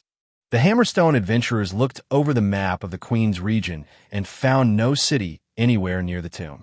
The closest was Angora City. Maybe they come from this place, Orcus Town, someone said, pointing at the edge of the Queen's region. I heard that place is a ghost town, ruined beyond repair. And even if they are from there, it will take at least a week to resupply their wares. They must be super close to be able to refresh their stocks so fast. Butch had to calm his subordinates down. This is fine, he said to them in a commanding voice. We are not here to sell armor and weapons. We are here to explore the tomb in its entirety. Our bosses need us to be the first ones to complete the tomb so that our company gets published in the newspapers. If we do, we can finally break through and achieve that 494th spot. Nearly a month after the acid incident, the tomb had now been explored by about 90%. There were a couple of fortunate adventurers who discovered a hidden treasure room, but no gemstone or gold bars could compare to the ultimate prize at the end of the final door to the tomb. This was when the Order of the Heavenly Knights finally sent in their own group of adventurers. Everyone in camp was awoken by the sound of clinking and clanking as 10 or so full-armored knights came into the entrance of the cave. Whoa, they sent in no squires. This is serious. That means they are all 4-star fighters at the minimum. Look, that's Sir John. He's a 5-star knight. This signaled to the adventurers that the campaign for the tomb was nearing its closure. Now that the knights had appeared, they were sure to complete the exploration of the tomb by tomorrow at the latest. If anyone wanted to join the campaign, then this would be the last chance they would get. So, a lot of adventurers gathered at the mouth of the cave, just behind the knights led by Sir John. Of course, most of these adventurers knew that they would probably not get anything valuable from the main treasure room. After all, they were competing with the knights as well as the Hammerstone group, who held their own against the best. Who do you think will be the eventual winner? I'm betting on Sir John. He's a knight. Here you are again, being a mega fan of the Order. I think it's going to be the Hammerstone Company. Did you know that their leader Butch has a secret weapon? I heard that his gauntlets have a small piece of mithril relic embedded inside. Please, it's not all about strength, you know. The tomb could still have some tricks and traps up its sleeve. I think that the 4-star Infernal Adventurers or the 3-star Bears group will have the best shot at getting to the treasure room. They have the most experience with this sort of stuff.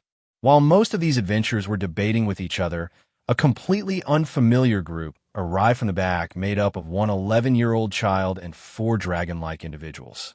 Michael initially wanted to explore the tomb by himself, But of course, Shiina had to intervene and invited themselves on this campaign as well.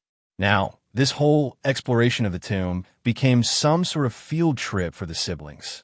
Despite the inherent dangers and risks that they would face in the tomb, the Dragonborns treated it as nothing more than light work. And it was not without merit. Their fighting techniques had improved far beyond normal after months of training with Agnes. And so, Michael and the Dragonborns arrived on the mouth of the cave along with about 100 or more adventurers waiting as well. Just like others, they waited behind the group of knights in the front line. As the knights moved, the adventurers moved as well. Even though Michael had spent about a month focused on this campaign, he had yet to see it with his own eyes. This would be the first. The very entrance of the cave looked like it was born from the ruins of a once great civilization. Michael compared it to the Mayan infrastructures back in his previous life that had sunk deep into the ground. It was mostly made out of stone bricks, which used to hold such great architecture, but was now filled with moss and grass. The whole tomb itself was underground. Michael suspected that the original tomb had been swallowed up by a large crevice on the ground due to the intense earthquakes throughout the years.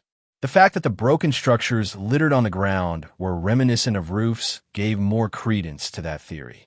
Michael and the Dragonborns followed the adventurers inside and saw a large open cave structure, which was a mix of stalactites and stone bricks fused together. The whole cavern was lit up by the torches of the adventurers, letting Michael see the broken statues and pillars on the ground. Fudge, what kind of tomb is this? The violet slime dripped down from the stalactites above and landed on Michael's head. I heard that it's the resting place of a renowned general of some kind. Michael believed that since it would explain why the Knights of the Order were so interested in the tomb in the first place. As they advanced further down the cavern, the whole structure narrowed down and forced them to choose between 10 different openings.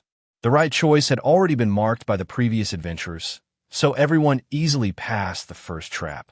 This made the tomb relatively safe, which made the Dragonborns a little bored. Even Shiina, who was always serious, ended up sharpening her arrows while walking.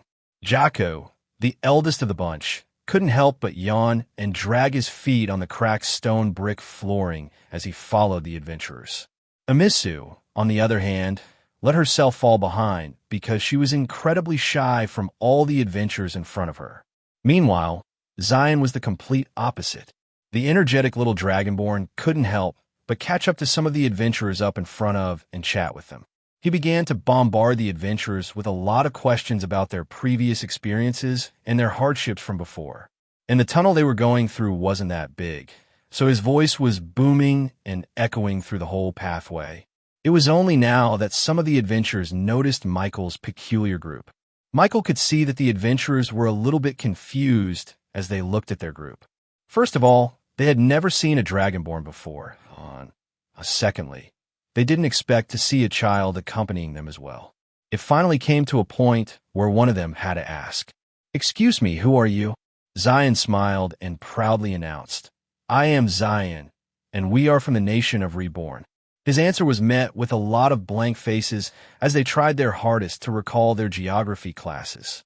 But no matter how hard they tried, they had never heard of this nation before. Wait, Reborn? Why does that sound familiar? It was only when the adventurer looked down at his chest, with the intricate R symbol imprinted on it, that he finally connected the dots. Reborn Armory? Do you guys own that? HM? Oh yeah, our boss owns that, Zion said as he pointed to the golden-haired kid walking behind. The adventurers who overheard their conversation ended up stopping right in the middle of the winding stone brick tunnels, creating a traffic jam. Reborn Armory? You guys are the one to thank for saving my life. If it weren't for this helmet, my head would have been skewered by now. Me too. And it's also thanks to their matchsticks that I was able to survive the cold night when I got stranded in one of the rooms. Hey, tell me how you guys create these armors so fast. It's as if you just magic their existence. Michael and the Dragonborns were swarmed with these curious adventurers. They asked all sorts of questions about the Reborn Company and how impressed they were at their smithing capabilities. Of course, these people thought that they were purely a smithing business like the Hammerstone Company. So, Shiana had to explain to them that it was just one part of their product line. This led them to bombard them with even more questions. But Shiana wasn't entertaining any of them until they continued to walk further, or else they were getting completely left behind. And so, as they continued to progress through the tomb, some of the adventurers finally noticed the abnormal physical abilities of the Dragonborns. They jumped through pitfalls with barely no effort. They showed no care as arrows shot past their faces from hidden wall traps. And they were doing all of that while conversing with each other like they were just walking through normal ground. Who are these people? They're stronger than they look. What do you think, 3-star fighters? I think they're 4-star fighters. Either way, how did the Reborn company get these elite fighters from out of nowhere? I've never even seen their species before. The adventurers were even more surprised as they reached the acid lake portion of the tomb. Most of the experienced explorers carefully followed the one before them, wading through the acid with their legs fully submerged under it. They stepped carefully, making sure to never walk a step away from the established path, or else they would risk sinking into their death. However, as the Dragonborns entered the water, a prismatic shield suddenly manifested around them and allowed them to essentially walk over the whole lake. The acid tried to eat through the shield, but there was some sort of magical property within it that destroyed the acid entirely as it tried to push through. What the hell? What kind of defensive spell is that? Is their armor magical? I'm super envious. That's got to be a secret defensive spell from their company. Where did this Reborn come from, and why are they so powerful? And the supposed leader of this company, the 11-year-old boy with blonde hair, simply floated in the air and bypassed the lake entirely. A 4-star spell. Just like that. After journeying for hours and hours into the tomb, ducking through semi-collapsed terrain, squeezing through tight walls, and even jumping 3 meters across a black abyss, the whole adventurer group finally arrived at the supposed last room of the tomb. They knew that this was the last obstacle from the treasure room because the large, gigantic, double doors were intricately carved with depictions of a man's heroic triumph against a whole army of monsters. This is it, General Grievous' final resting place. Sir John's words were directly transmitted to Michael's shadow, courtesy of none other than Fudge, the good ninja. Meanwhile, another voice came through the shadows. This time, the voice was more commanding. It was Butch, the leader of the Hammerstone Adventurers. Remember, we care not for the treasures inside, but the triumph of its first exploration. The Hammerstone Group's reputation rests solely on our shoulders. We shall make them proud. Fudge had eyes and ears everywhere inside the tomb, allowing Michael to hear everyone's strategies and preparations for the upcoming final door. This was a little bit strange for Michael to hear, because he thought that everyone would push themselves to try and be the first ones to open the door. Yet from the look on their faces, it seemed like they were all hesitant to be the first ones in. Oh look, Master, all the leaders are gathering in one spot. Sir John, the representative of the Knights, took charge and gathered all of the other large names in the group. Butch joined him, as well as 2 other leaders from the most prominent adventuring groups in the campaign, the Infernal Adventurers and the Bears Group. These 4 leaders talked amongst each other and planned their respective roles in the upcoming event. Shiana walked up to Michael. Shall I insist that you be included in their meeting, Lord Michael? It is only fair. She sounded a bit upset at the others for neglecting to include Michael, as if they knew he was even here in the first place. It's fine, he said.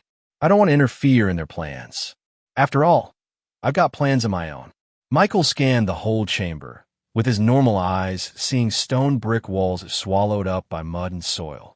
It looked like everything was normal. Yet, with his supreme sensitivity to mana, Michael was sensing that there was some sort of spell hidden inside this very chamber itself.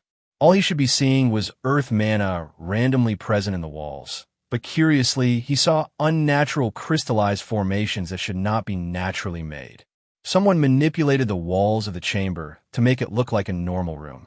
ChatJK3, can you decipher the magic theory behind this mystery?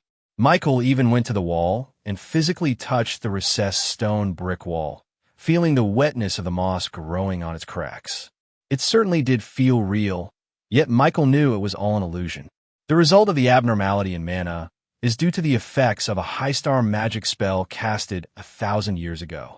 It will take approximately 10 hours to analyze the structure. Progress, 0.1%. Meanwhile, as ChatJK-3 examined the abnormality within the room, the four leaders began their discussion. Michael listened to their conversation through fudge. In short, the reason why they were all hesitant in opening the final door was because they were expecting monsters to welcome them inside. It had been known through different expeditions of ancient era tombs that the final door to the treasure room was guarded by creatures of varying degrees of difficulty. Nobody knew if these creatures were purposefully placed there by its creator in order to deter any grave robbers, or they were just naturally occurring monsters born from the bountiful mana present inside. Either way, they were not something that a single adventuring party could fight alone. Sir John expected there to be 4 high-level monsters hiding inside. He shared this guess with the other leaders and hoped that each of their parties would deal with one monster. Whoever finished their monster the fastest would be able to reach the treasure room first. It was an equal responsibility for all, so this decision was quickly accepted. Even the normal adventurers who just tag along with the 4 big groups accepted the fact that they would never be able to compete with them.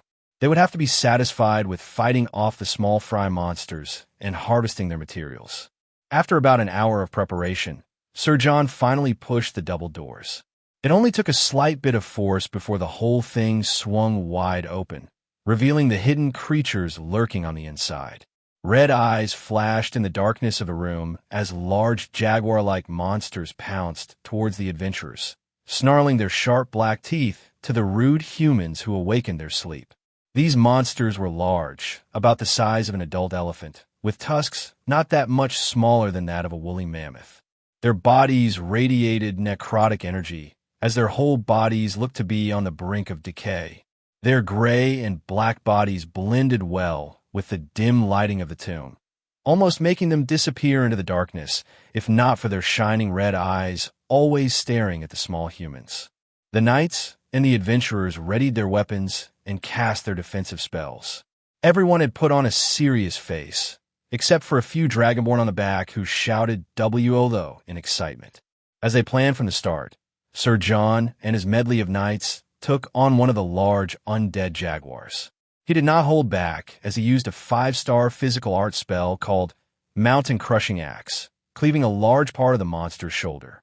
The rest of his knights followed suit, brandishing their swords and distracting the jaguar while the rest attacked with coordinated moves.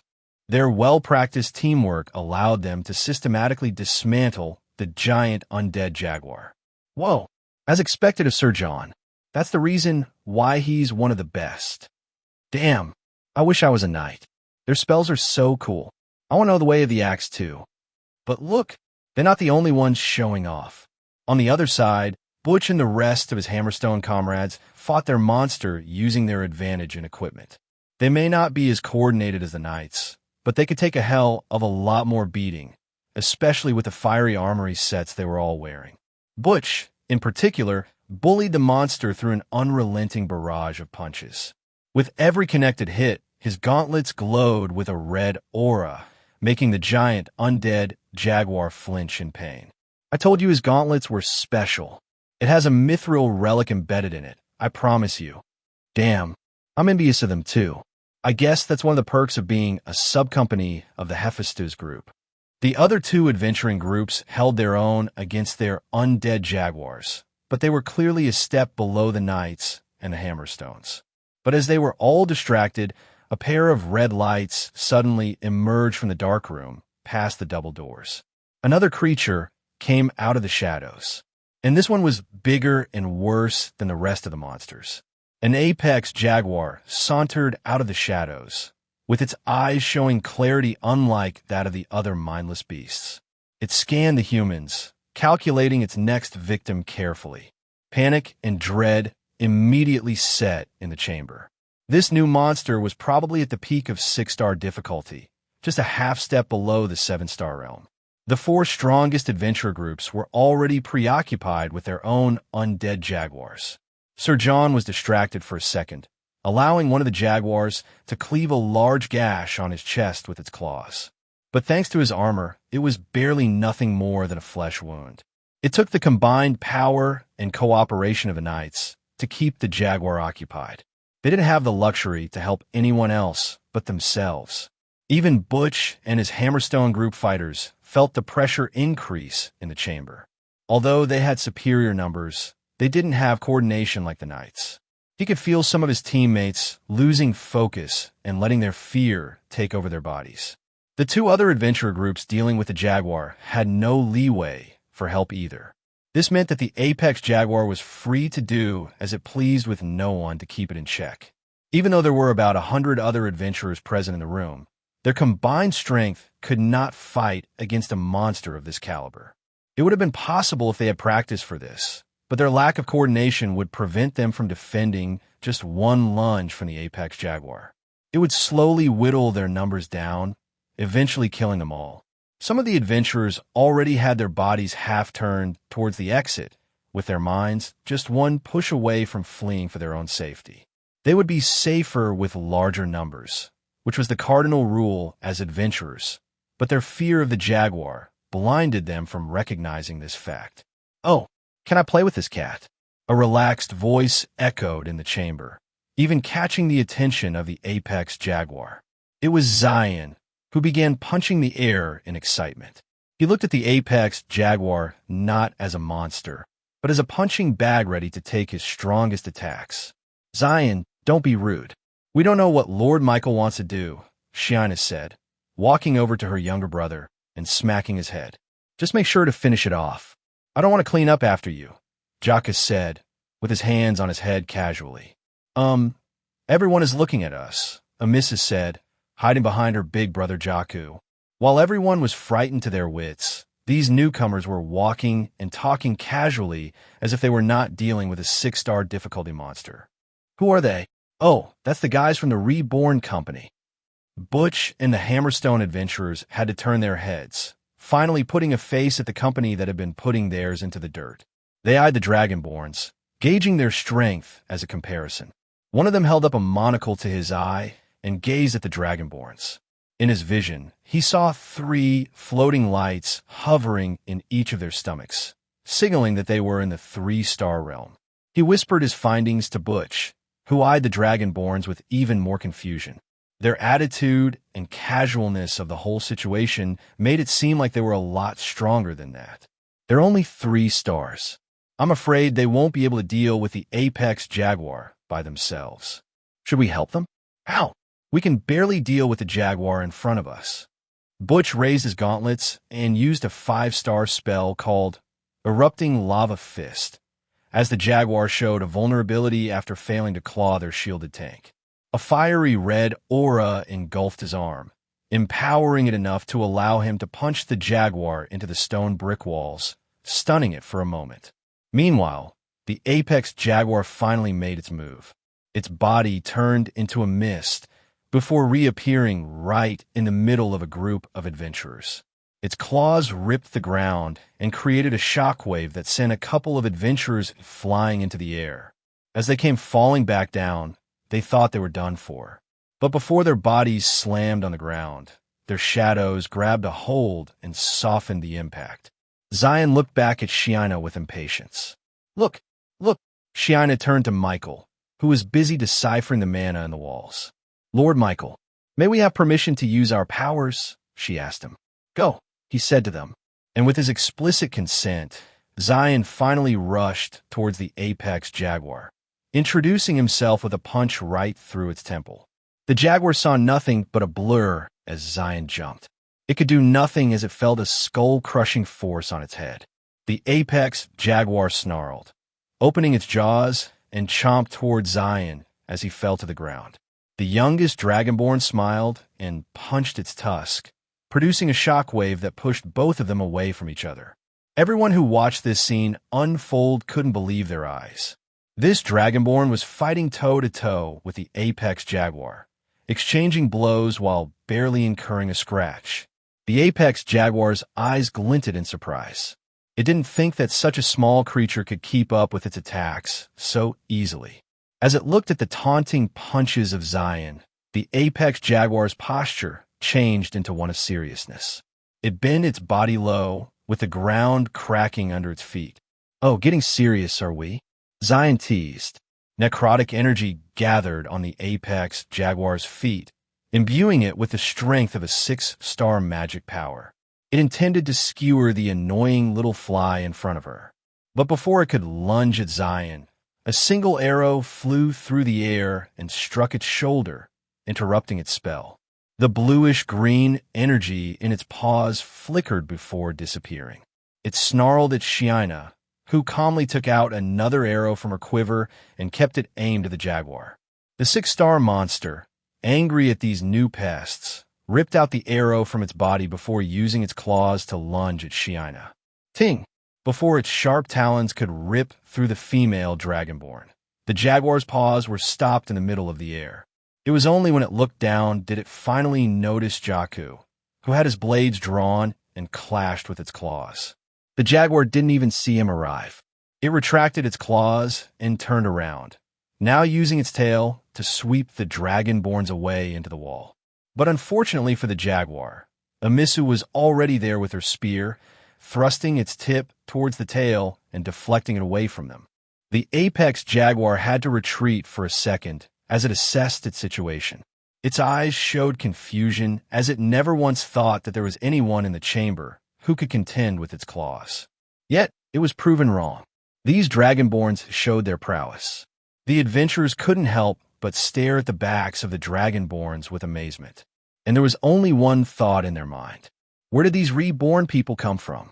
5 groups of adventurers were each fighting against an undead jaguar of their own. All of them were established groups. The knights came from the Order of the Heavenly Knights, known for their mastery over all the known weapons. The Hammerstone Company was renowned for their weapons, armors, and equipment. Not only that, but they were considered to be a subcompany of the Hephaestus Group, a conglomerate on the same level as the Vanderbilt business. The Infernal Adventurers and the Bears Group were all part of guilds famous for their exploits all around Queen's region. In short, nobody was surprised that they could contend with a 6-star undead monster like the Jaguars. However, nobody expected the physical dominance that these Dragonborns were showing right now. The fact that they could go toe-to-toe with the Jaguar showed that this unknown Reborn company was powerful in their own right. And it wasn't just a normal Jaguar. It was an apex Jaguar, the leader of the pack. Their unique powers and skills were keeping this beast subdued, parrying its terrifyingly sharp claws and keeping up with its lightning-fast lunges. Sure, one could argue that these Jaguars were not real 6-star difficulty monsters due to them being undead. Therefore, they were not at the peak of their physical power, but their magical ability was not in the least bit degraded at all. This meant that although its physical power was realistically only in the 4-star realm, its magical power was still in the 6-star realm. Even Sir John won't survive being hit by a 6-star necrotic spell head-on. The fact that these unknown demi-humans from the Reborn Company clashed with the apex undead Jaguar meant that they were the undisputed strongest group amongst the entire adventuring campaign. "Ugh, this cat is pretty strong," Zion said as he ducked under the apex Jaguar's claws. He tried to punch its head again, but the monster turned into mist and disappeared. His punch ended up creating a shockwave in the air, but hitting nothing else. "Focus. We're slowly cutting away its life mana." Shiina shot another arrow towards the Jaguar, this time hitting its hind leg. But the monster barely flinched and retaliated by slamming its paws towards her. Jakku's sword blurred as he drew it from his scabbard, parrying the Jaguar's claws. "I agree. This is too slow," he said. I'm trying my best." Amisu swung her spear and slammed its end on the ground, using the momentum to jump kick the Jaguar's ribs. "Bro Mike, can we use our new artifacts?" Michael had been watching the Dragonborns fight the apex Jaguar. Chat JK3, do you think they can beat the Jaguar like this? It is possible with their current strength. However, the longer the fight goes on, the higher the chance that the Jaguar can regain the advantage. It is advised for the Dragonborns to use their mithril artifacts. Progress to analyzation, 59%. Michael looked at Shiina and gave her a subtle nod. Zion saw this and excitedly reached for his own shadow. Shiina, Jakku, and Amisu followed suit, as they took advantage of the Orc Shadow's abilities to retrieve their newly created mithril artifacts from the nation of Reborn. A pair of black gauntlets with glowing violet cracks ascended from the shadows in front of Zion. The youngest Dragonborn didn't wait any longer and put on his new mithril artifacts. The unity mana in his body coursed with excitement, increasing his strength even further than before. And as the rest of the Dragonborns wielded their mithril artifacts, there was a subtle change in the air. It was faint but palpable. The Apex Jaguar's eyes narrowed as it looked at the Dragonborns. It wasn't just fear in those eyes, it was recognition. Back when it was alive, it witnessed the power of mithril artifacts in its entirety. And the fact that weapons like these appeared in front of its eyes again made its undead heart quiver in fear. The other Jaguars felt the change as well. Their tails lowered, wary of the mithril artifacts wielded by the Dragonborns. And in some way, every other adventurer knew that the Dragonborns had achieved a power even greater than before. They didn't recognize these mithril artifacts, but they felt its power. Zion's gauntlets distorted space itself, as his natural talents began to manifest itself even stronger through the magnification effect of the mithril. Jaku's sword crackled with lightning. Amisu's spear made the winds move. Shina's bow emanated an ever-seeing light that illuminated even the darkest of shadows. What are those weapons? Is that even a metal? Why is it glowing? Sir John and the knights eyed the mithril artifacts with surprise. They recognized it, but they could hardly believe it. They had only felt this kind of power when they visited the headquarters of the Order and saw the Heavenly Knights for themselves. They knew that those weapons held mithril relics. They were sure of it. No one was surer of that than Butch. After all, he also held a fractured version of a mithril relic in his gauntlets. It was what gave him the power to launch punches with the eruption of volcanoes. It was a precious gift given to him by the Hephaestus group. He thought he was the most fortunate man in the world for receiving it. Yet, when he saw the mithril artifacts worn by the Dragonborns, he knew that they were much stronger than his own.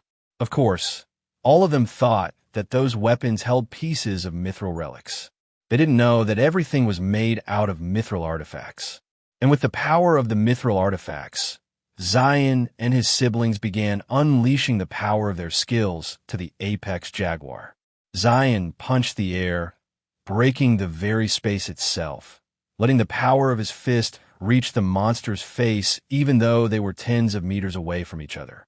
The Jaguar felt its jaws break from a punch, and before it could even recover, Jaku jumped up and released the sword from his scabbard. Before anyone could even see anything, he put the sword back in its scabbard as if he had not yet done anything.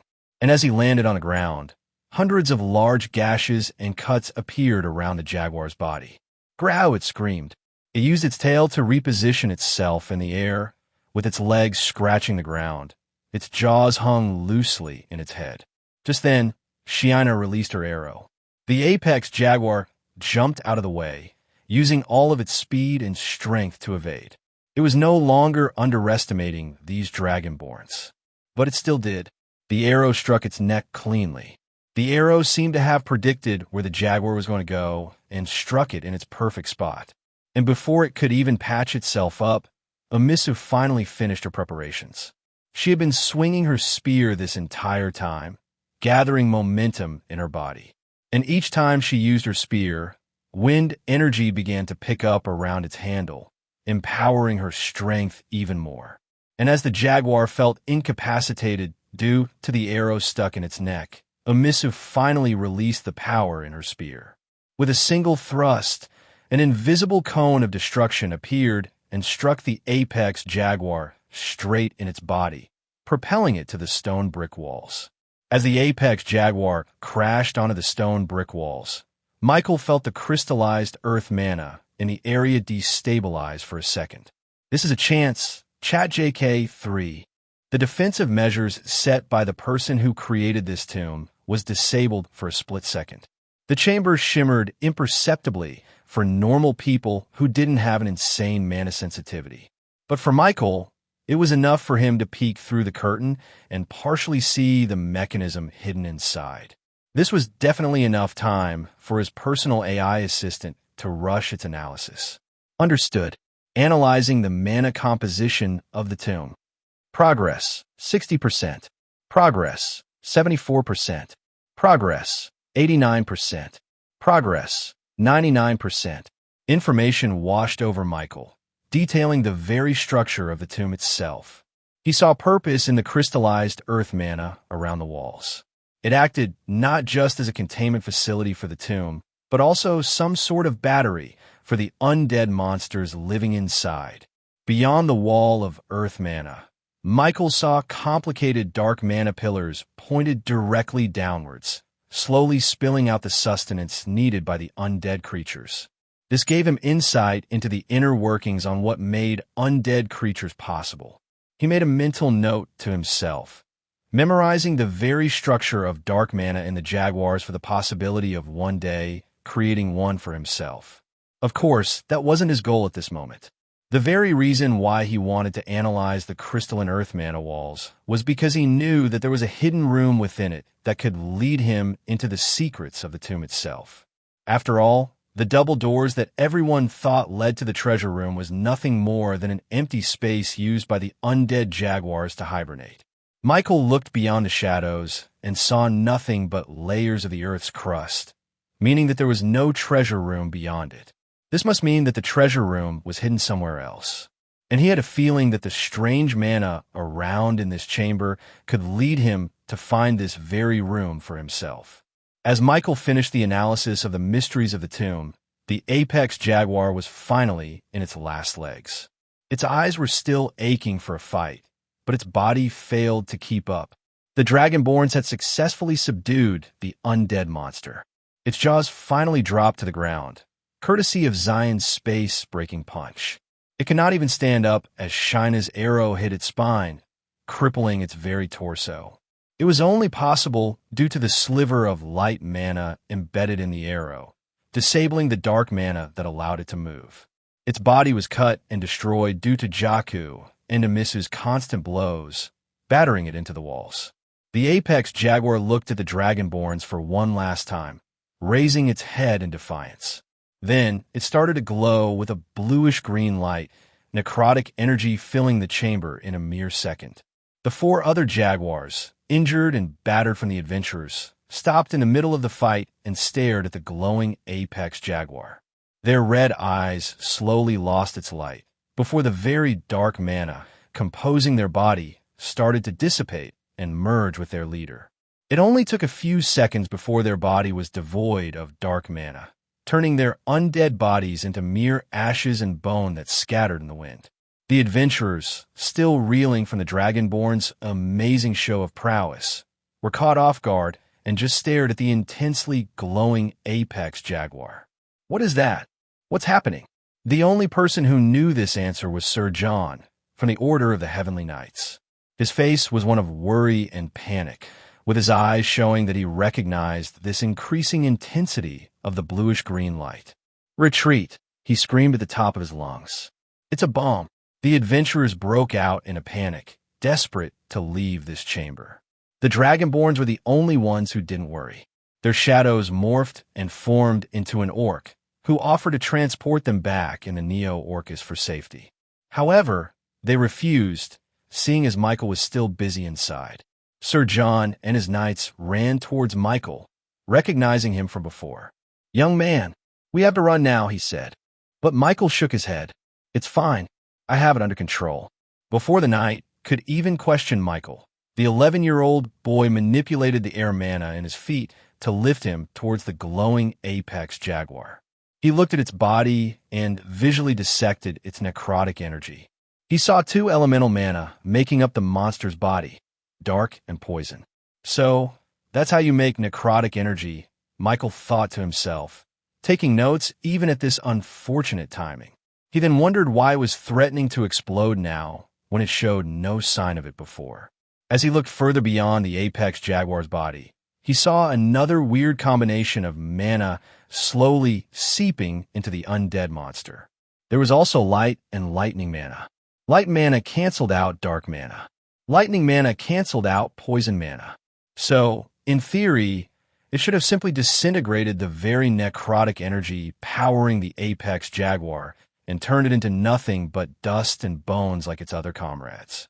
But as it turned out, light mana complemented poison mana, and lightning mana complemented dark mana. The combination of all four mana created a constructive and destructive mixture that was similar to the first Unity mithril artifact Michael created, which turned out to be a volatile bomb. This was the reason why the Apex Jaguar was mere moments away from exploding. The rest of the adventurers couldn't help but look up at Michael, wondering why a boy so young was moving closer to the bomb. They all recognized him to be part of the Reborn company, but few knew that he was the owner. Sir John, in particular, knew Michael to be a talented business owner, but nothing more. He never even expected Michael to know the 4-star spell Air Flight, but here he was casting it so casually. Michael raised his hand, with the power of his supreme skill, Unity gathering coursing at full power. Separate, he said to the mana. He had complete control, not only with his own mana, but everything around him as well. The necrotic energy, made up of individual dark and poison mana revolving around each other like planets, began to shoot away from each other because of Michael's word. His control over each mana was fine-tuned by ChatJK3, allowing him to simultaneously manipulate millions upon millions of mana at the same time. As this separation happened, the bluish-green light started to lighten and separate into two, black and violet. With the necrotic energy finally dismantled, Michael then controlled the light and lightning mana to crash into the dark and poison mana, canceling each other out and disappearing in an instant. And because these mana were separated from one another, they did not have the capacity to explode. Slowly, these four mana destroyed each other, creating sparks of light that were reminiscent of sparks from Sparkler. Then silence. With no necrotic energy left to fuel its body, the Apex Jaguar turned into dust. All the adventurers, the knights, the Hammerstone Company, they all stared at Michael with their eyes full of amazement and disbelief. But Michael wasn't done there. He looked at the brick wall and grasped at the dark mana pillars hiding beyond. A crack in the crystallized earth mana erupted, creating an opening for Michael to enter. Michael looked at the crack in the stone brick walls, realizing that the earth mana had parted ways to show him a completely different room in a completely different space. If one looked at the cracks from the side, they would see nothing but a two-dimensional line that had no depth at all. This gave Michael an idea on where the treasure room was hidden. It was in a small pocket dimension. Now, he didn't know much about the specifics of a pocket dimension, but Michael had heard it discussed in anime and fantasy media from his previous world. Without further ado, Michael empowered the revolving air in his feet and pushed himself towards the crack. As his body crossed over to the cracks, the crystallized earth mana suddenly closed up, reconstructing its structure to how it was before. It gave no chance for the other adventurers to even try and go after him. Michael looked at the crack in the stone brick walls, realizing that the earth mana had parted ways to show him a completely different room in a completely different space. If one looked at the cracks from the side, they would see nothing but a two-dimensional line that had no depth at all. This gave Michael an idea on where the treasure room was hidden. It was in a small pocket dimension. Now, he didn't know much about the specifics of a pocket dimension, but Michael had heard it discussed in anime and fantasy media from his previous world. Without further ado, Michael empowered the revolving air in his feet and pushed himself towards the crack. As his body crossed over to the cracks, the crystallized earth mana suddenly closed up, reconstructing its structure to how it was before. It gave no chance for the other adventurers to even try and go after him. By the time they realized what was happening, Michael was already gone and the cracks had healed into the normal, unassuming stone brick walls of the chamber. What just happened? And so, the name Reborn Company would once again be imprinted into the hearts of every single adventurer who witnessed this whole event. Michael stepped off the crack just like how he would traverse a door. There was no transportation or removal of his body at all. It was as if the pocket dimension was just another room in the world. Of course, he didn't forget to have ChatJK3 try and analyze the very magic theory governing this pocket dimension. He looked around and saw himself in a hallway leading to a confined chamber in the distance. The stone brick walls around him were in pristine condition, with no sign of degradation or cracks in its structure. If Michael didn't know any better, then he would have thought that this place was created just yesterday. This was probably what the tomb would look like 1,000 years ago when it was first constructed, Michael thought, appreciating its architecture. The hallway was lit up by torches, which was mystically being powered up by nothing but fire mana, probably a spell left behind by its creator. He looked around and saw paintings depicting some kind of historical scene from the past. These paintings were simple and two-dimensional, reminiscent of the Egyptian paintings back in his previous life.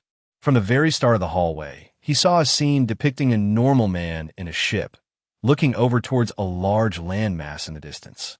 And as Michael walked down the hallway, he saw the painting's progress in story as well. The next scene depicted the same man touching down on the land and meeting with the locals. After that, the painting showed him bringing gifts and establishing connections with the natives. Michael kept on walking through the hallway, keeping up with the history that this scene depicted. It wasn't long before the adventurous man who discovered this new land ended up establishing his own country, depicted by him planting his own flag on a fertile land. The next few paintings showed him progressing his country, creating buildings, progressing infrastructure, and generating peace for his citizens.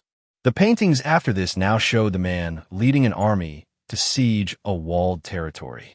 There were a couple of depictions of this, each showing the man conquering different territories, until finally he united the large continent that he discovered into one country. Michael was finally at the end of the hallway, onto the last painting. This time, this painting was a lot more realistic, almost like Leonardo da Vinci painted it himself. And this painting had a title, The First Human Emperor Establishing the Royal Continent. It showed the man finally happy and content, looking over his land from his castle. Chat JK3, can you summarize what these paintings mean? Based on the depictions, this seems to show the history of the royal continent, the very land that you stand on right now. And according to this, there was once a man who was able to unite the entire continent under one banner, making him the first human emperor. Royal continent. And the two regions inside it are the King's and Queen's region. Does that have any correlation to each other? There's a large possibility of this naming convention being created by the first human emperor. With no other painting to look at, Michael then set his sights onto the large confined chamber in front of him. This was a tomb, all right. An enclosed sarcophagus made out of pure silver steel was placed in the middle of the chamber. Around the sarcophagus were piles of gold coins, chalices, and jewels from the ancient world. Although these would make any adventurer salivate at the sight, Michael wasn't that much interested in this paltry amount of wealth. He was more interested in the sarcophagus and what laid inside it. There must have been a reason why the Order of the Heavenly Knights were so interested in finding such a tomb. For what he heard from their organization, they didn't seem to be the type of group that prioritized wealth over anything. That meant that whoever was buried under here had some sort of significance for them. Fudge, can you hear me? Loud and clear, Master. Fudge popped out of his shadow and landed on the ground. Usually, the violet slime would immediately ask for head pats from Michael. But this time, he seemed to be incredibly taken by the treasures all around. Focus, Fudge. What did they say about this tomb? Oh, right. They said that it was the burial of an honorable general. Michael then looked back at the paintings depicted in the hallway and started to put the two and two together. Is this guy a general of the first human emperor? Spurred on by his curiosity, Michael decided to open the sarcophagus to see for himself. I am not a grave robber, Michael muttered to himself as an excuse. I'm an archaeologist. He pushed the sarcophagus lid using great force, aided by some magical spells, until finally it slid off the structure and landed on the floor. Michael, with Fudge on top of his head, peeked over the sarcophagus and saw a skeleton. A normal skeleton, with nothing but dust and cobwebs inside. For a tomb that took such great lengths to conceal itself, Michael would have thought that it hid something a lot more special. He would have thought that for a tomb made for a general, It would have some kind of special relic armor or weapons worn in battle during the ancient era. But even as he looked at the treasures around the sarcophagus, he saw nothing of the sort. He turned back and consulted the paintings and depictions once again, trying to see if he missed something. "There's got to be something more," Michael muttered. Michael thought that there was some kind of puzzle hidden inside the paintings, like those adventuring games he played in his previous life. A hidden button, perhaps? A master? Michael turned around and saw Fudge looking up as the skeleton suddenly arose from its eternal slumber. Wisps of necrotic energy seeped out of the very wedges of the stone brick walls, supplying the skeleton with enough energy to reanimate itself. The skeleton slowly floated out of its sarcophagus with dark and poison mana gathering at its pores. Its bones slowly glowed a bluish-green light as it got filled. The whole chamber started to shake with a magnitude 7 earthquake, dust cascading out from the ceiling. If it weren't for the magnificently crafted stone brick walls surrounding them, Michael was sure that the whole tomb would have collapsed by now. He looked around and saw the dark and poison mana pillars around from earlier. But this time, its whole structure was starting to disintegrate and turn it into strings of mana that floated over towards the standing skeleton. It sucked in all the mana from the tomb, absorbing everything even at the cost of fully damaging the very structure itself.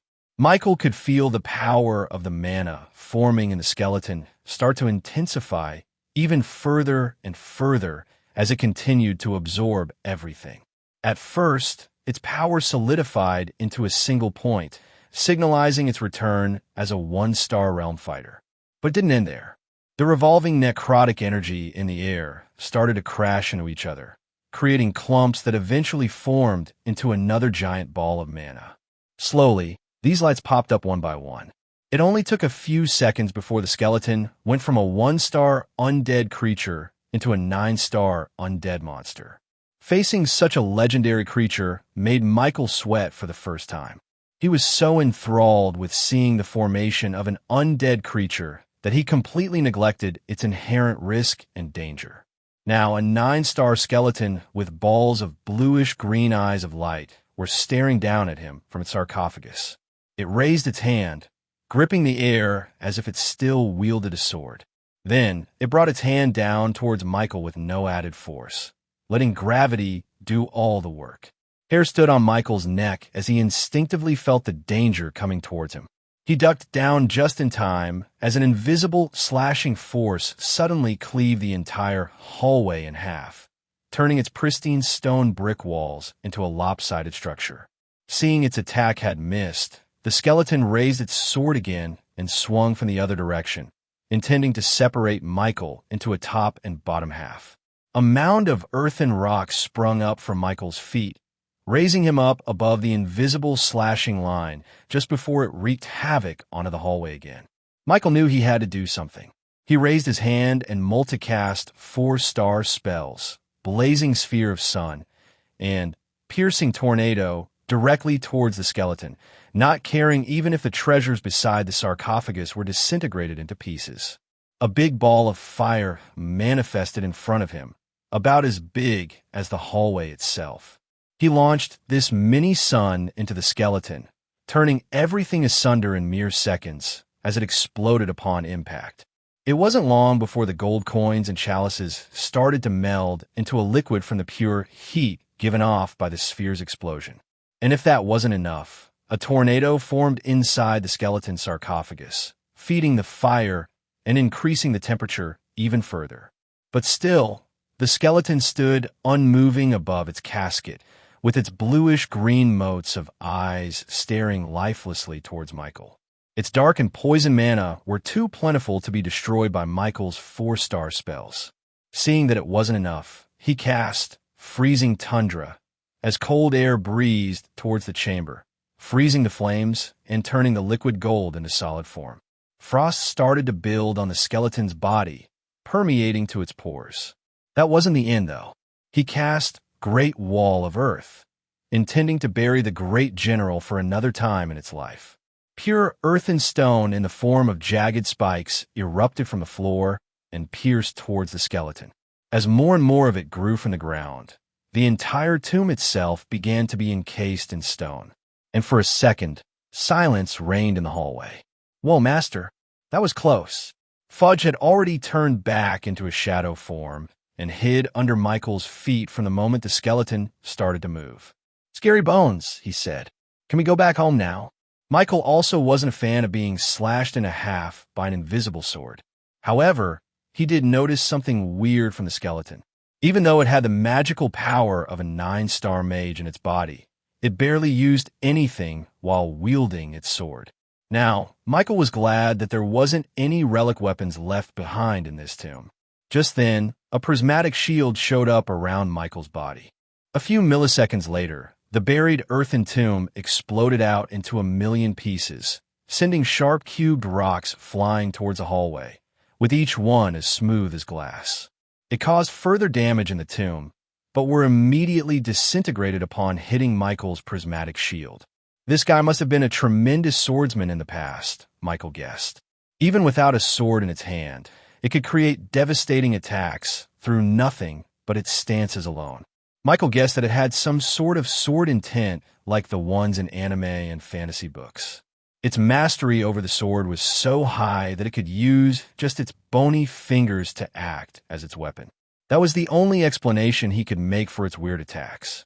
After all, there was no mana in those invisible slashes. They were waves like some sort of disturbance that created very sharp ripples around the mana in the environment. He looked at the skeleton, seeing its rich, dark, and poison mana just staying in its bones idly. Michael could easily leave the tomb if he wanted, but he saw an opportunity to defeat it. Chat JK3, can you analyze the skeleton? He saw firsthand how the necrotic energy empowered the skeleton to become an undead monster. With ChatJK3's photographic memory, it was easy to reverse engineer its process and completely undo the skeleton's very power. Understood, deconstructing dark and poison mana in the skeleton.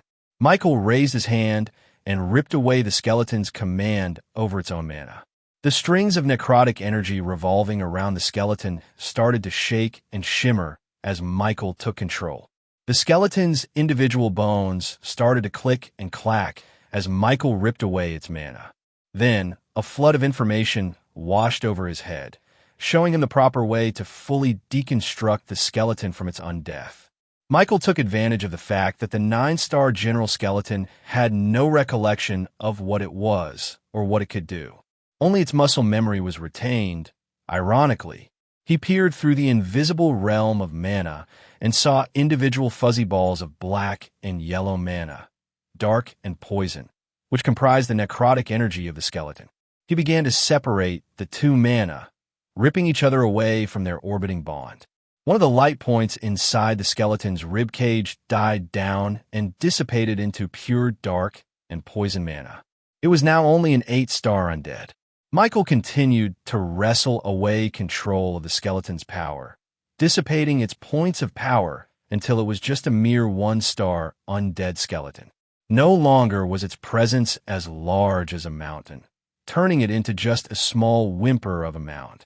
He was about to snuff out the very life that infused the skeleton, when all of a sudden, its bluish-green eyes of light looked at him with a sense of wonder, as if someone was trying to recognize a stranger from the street.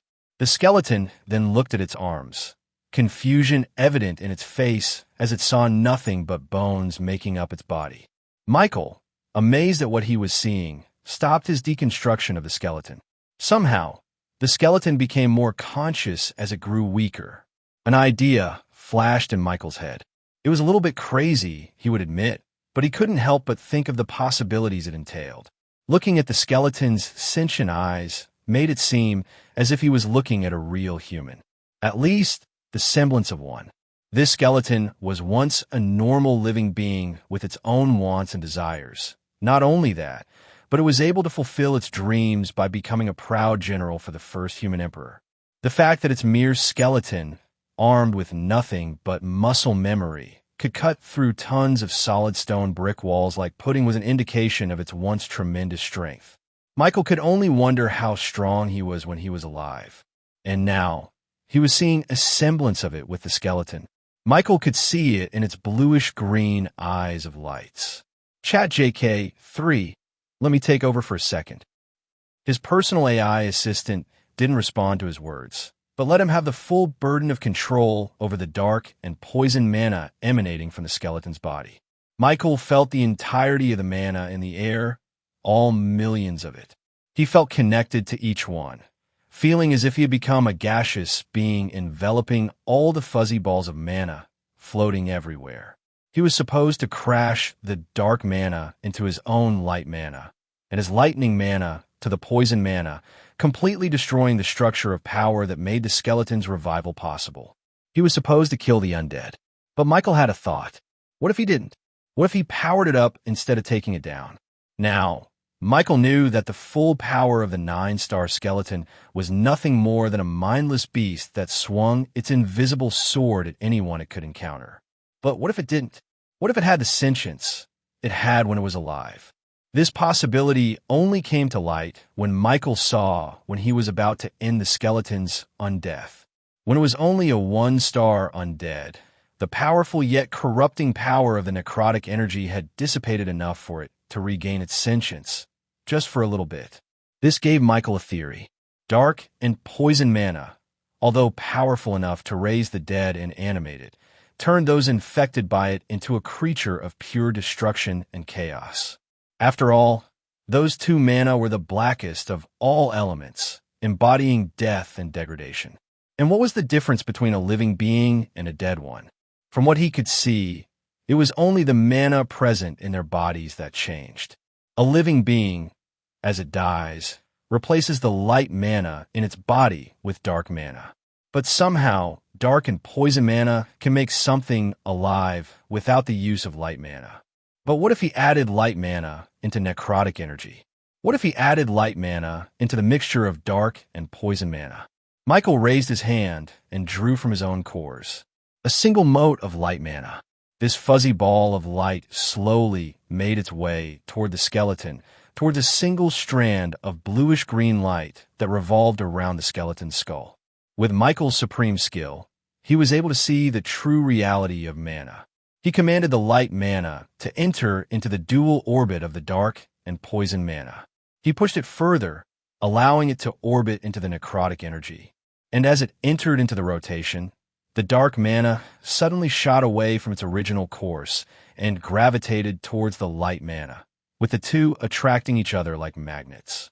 This resulted in a collision, with the light mana destroying the dark mana and vice versa. This left the poison mana aimlessly wandering about. With his first attempt of failure, Michael raised his hand and took out 1,000 more individual light mana from his cores. This time, he began to experiment with the combination of the 3. 1,000 light mana individually entered a pairing of dark and poison mana. Then, Michael instructed it to push itself into their orbit in 1,000 different ways, hoping that it would reach a different result. But the same thing would happen. The light mana and dark mana would eventually cancel each other out. Michael didn't give up and sent out 1,000,000 more light mana from his body. ChatJK3 saw what he was doing and started refining his methodology into something like a science experiment, testing different variables and constants simultaneously. Michael didn't know how much time passed before he found the right track. By separating the dark and poison mana from their orbit first, he could add the light mana into the mix away from the dark mana. As he found out earlier, light and poison mana complemented each other well, making a strong bond that increased each other's magical properties. Michael then added the dark mana into the mix.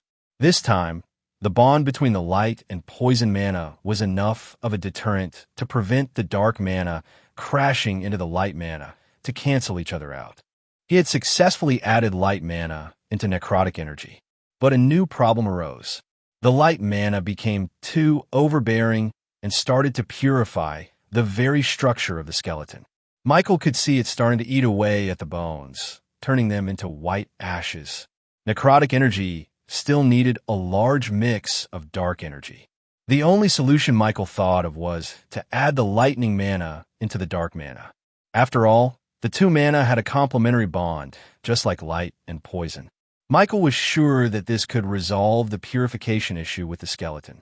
However, He also knew from experience that the combination of all four mana, dark, poison, light, and lightning, would set off a mini-bomb just like the Apex Jaguar. This was a problem that bugged him before he started to realize that the solution was staring right at him in the face. Wasn't he also a combination of all elements? Unity mana was the combination of all 8 known elements. And when Michael tried to add Unity mana into a mithril artifact, he found that the combination of it was extremely volatile and explosive. So, then why wasn't he explosive? Why hasn't any of the Rebornians he awakened exploded into bits by the moment of their evolution? The answer must be because a living being was different from a non-living being. And this skeleton, although nothing but bones, was alive in a sense, which meant that it could probably take the combination of Unity mana without it exploding into a million pieces. The answer then was simple. He should awaken this undead monster. Michael raised his hand and activated his other supreme skill, Gift Bestowal. ChatJK3 took control of every dark and poison mana in the tomb, making up the necrotic energy of the skeleton. Then it started to gather them in one place, intending to create a whole being for the supreme skill to latch onto.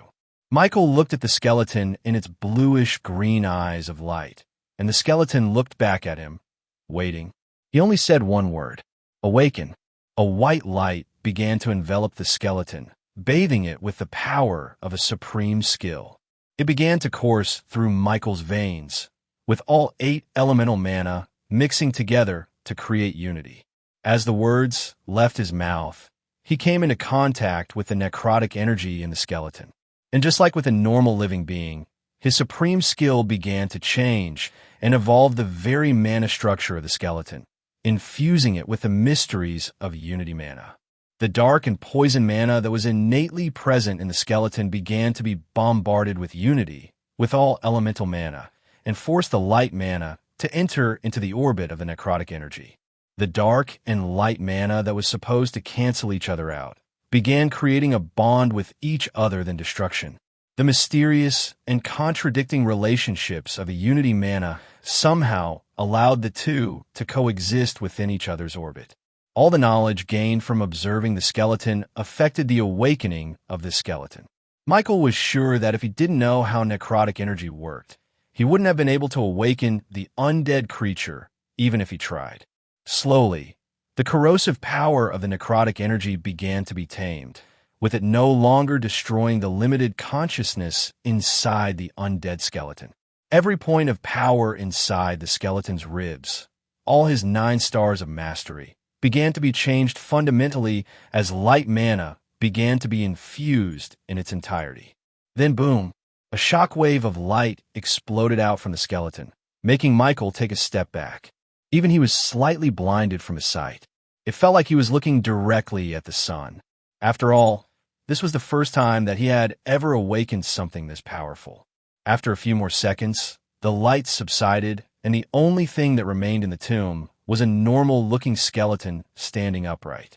The strings of necrotic energy surrounding the undead was gone, and only its bluish-green eyes of light remained. Michael thought he was looking at a normal skeleton from the school laboratory. Where am I? The skeleton looked at his hands. Even without a face, his expression of overwhelming confusion and uncertainty was clear. It looked at Michael. Was I dead? He could only awkwardly nod his head. Yes, you were. You were standing on your tomb. The skeleton looked around and saw the architecture of his own tomb. His eyes showed no glint of recognition. I see. Then can I assume that you are the necromancer that revived me from my death? Technically, no. I found you here as an undead creature, and I awakened you. Do you remember who you are? He asked the skeleton. If Sir John's words were to be believed, then this tomb was the final resting place of General Grievous. It would be a wise guess for him to say that this was probably Grievous himself in the bones. I don't know. I have no recollection of who or what I was before, the skeleton said. But the skeleton then looked at his own bones. It couldn't help but try to grasp at an invisible sword in his hands. Just imagining it in his palm gave him a sense of home. I was probably a great warrior in my past life, the skeleton said. I could tell that my body is built for war. Wielding a weapon in my hand is as natural as it is breathing. It then looked its own body, confused as to how it could move and talk of its own volition. Even though I know nothing about my past, I do know that an undead creature has no mind of its own. It only knows commands and destruction. It then looked at Michael. "Are you a god?" "No, no," he replied, showing his hands innocently. "I just have special powers." I do not know how much time has passed since my death, but magic seemed to have progressed much further than I anticipated. After all, even the grand wizards of our time cannot do what you have just done. At least I think so. The skeleton seemed perplexed at its own words, as if it didn't know why he knew that fact. After a few seconds, the skeleton shook off its confusion and faced Michael. "You are the only reason why I am alive right now," said the skeleton. "I can feel it. My very soul is indebted to yours." "Nah, I just want to see how necromancy works," he said. "You're free to do whatever you want to do. If so, then please take me in as your companion. Even though I'm nothing but bones, I still remember how to use it. My mind, if I even have one, is filled with knowledge of the past that may prove useful to you. I have only one request. I wish to see the world as it is now. Even if everything had changed after I died, I am still clinging to the hope that something would rattle my brain and make me remember who I was before." The skeleton's sincere request made Michael sympathetic. After all, if the goddess hadn't allowed him to retain his memories after his reincarnation, he would also feel frustrated, feeling as if his whole life was missing from him. "Sure, you can join us." Michael wasn't going to reject a 9-star general from the ancient times. And, judging from what the skeleton said, it seemed to at least remember some of its powers from before. "Wait a minute," said Fudge as he jumped out of Michael's shadow. "Who are you?" "Oh, slimy one," asked the skeleton. "I am the esteemed pet of Master, the very first and only companion. However, since you seem a little bit strong, I am willing to let you join us on one condition." The skeleton immediately kneeled in front of Fudge. "I will treat you as my senior," he said. "Ho, ho, ho. I didn't know you were such a nice guy. I'm fine with this now, Master." Fudge laughed like a maniac and jumped on top of the skeleton skull. Michael didn't know if he should tell Fudge that he was stepping on a 9-star realm fighter. But whatever. He seemed to be having fun, and the general didn't seem to mind. "By the way, what do you want to be called? I heard that your name was General Grievous or something." "That name means nothing to me," he said. "I will have to defer this to you. After all, you were the one who gave me my second life. It is also fitting that you give me my second name." "Grievous then," he said. The skeleton nodded and accepted Michael's name. Fudge then congratulated his junior and began telling him all about the rules and regulations for a junior to follow, including being respectful and the senior having first dibs in Michael's head pats. "I guess we better head out. The chamber is about to collapse." With all the necrotic energy absorbed by Grieve, the tomb no longer had any mana to sustain the lifespan of the pocket dimension. The hallway had already collapsed from the previous fight with unawakened Grieve, so the portal back out was blocked. Thankfully, Michael didn't have to worry about that. Fudge lent one of his clones to Grieve, allowing all three of them to teleport safely back out of the tomb. Michael, Grieve, and Fudge returned to Neo Orcus, where they were immediately welcomed by the Dragonborns who had been waiting for quite a while. After Michael sent a signal to their shadows that he was safe, they all returned to Neo Orcus without waiting for him. "Lord Michael, thank you. You were all right," Shianus said. "Bro Mike, where did you go? Did you have an adventure without us?" "Glad you were safe. Couldn't relax while you were out there by yourself." Michael assured them all that he was okay. If there was any sort of danger in his life, he would have teleported back to Neo Orcus without even thinking about it. Sure, he was fighting with a 9-star undead skeleton, which was certainly the most dangerous fight in his entire life, but he didn't think it was that dangerous. "Oh, let me introduce to you guys our newest recruit, Grieve." It was only now that the Dragonborns noticed the unassuming walking skeleton behind Michael. The Dragonborns noticed Grieve's bluish-green eyes of light. It was faint, but they could sense an ocean-deep power hidden inside him that even they could not comprehend. They would have been suspicious of the skeleton if not for the intangible connection they had with him. It was almost as if they were all connected by a string, symbolizing every Rebornian's connection to Michael, as he was the one who awakened their talents in the first place. This was enough for the Dragonborns to realize that Grieve was their comrade, their family. Hey, see for yourself. Mean Scalies. I have my own junior now, bragged Fudge to the Dragonborns. Zion immediately pouted and expressed his jealousy. Of course, Fudge didn't waste the opportunity to rub it in the young Dragonborn's face. The Dragonborns had to restrain Zion as he began charging at Fudge, who was making mean faces at him. Meanwhile, Michael approached Grieve. So what do you think of the outside world? The general from the ancient world looked around and saw the unique architecture of Neo-Orcus. His eyes were filled with wonder and amazement. You are a king, then? You own this land, Grieve said. If so, then it is fate that I serve another king in my second life. Wait, how do I know that? Grieve scratched his skull in search of an answer, but unfortunately, he could not. Michael didn't even respond to Grieve and let him wander around the town with Fudge and Zion leading the way. Michael knew that those two were a terrible influence on Grieve, but he was already too late to stop them. Meanwhile, he looked at his own shadow and summoned the two shadow orcs. Narito, Sasuke, are you there? The former Orcanine and Orcupine chieftains ascended from the shadows, kneeling towards Michael in deference. At your service, boss. Do you know what happened to the tomb after we left? Narito began slapping his thighs and his chest in a rhythm as he began to recount the reports of other orcs in the vicinity. The whole tomb collapsed after you left, boss. Thankfully, everyone was able to retreat before the whole thing sunk back into the ground. It became quite a topic for the adventurers, with some thinking that you were left buried under the tomb, or some thinking that you had already left with the treasures in tow. A lot of people are asking about you, boss. Sasuke added. Everyone is starting to wonder about the Reborn company after this whole tomb campaign. After all, everyone thought that it was either going to be the Knights or the Hammerstone group that would be able to reach the treasure room. But, in a twist of events, you were the only one able to reach the tomb itself. We have heard quite a lot of chatter about the Dragonborns as well, added Narito. They're all quite taken by the mithril artifacts they all wielded to fight against the Apex Jaguar. This led to a lot of people swarming the Reborn armory to ask about the Dragonborns in detail. The appearance of mithril artifact had caused quite a scene, just as Michael expected. What did Mary do, he asked them. She directed them to Neo-Orcus, boss. Michael nodded in satisfaction. Surely by now, the adventurers would have noticed the newly constructed Golden Road and followed its path to Neo-Orcus. This was part of the reason why he allowed the Dragonborns to show their strength in the Tomb campaign in the first place. He wanted to make a strong first impression, allowing the Reborn name to stick to their mind.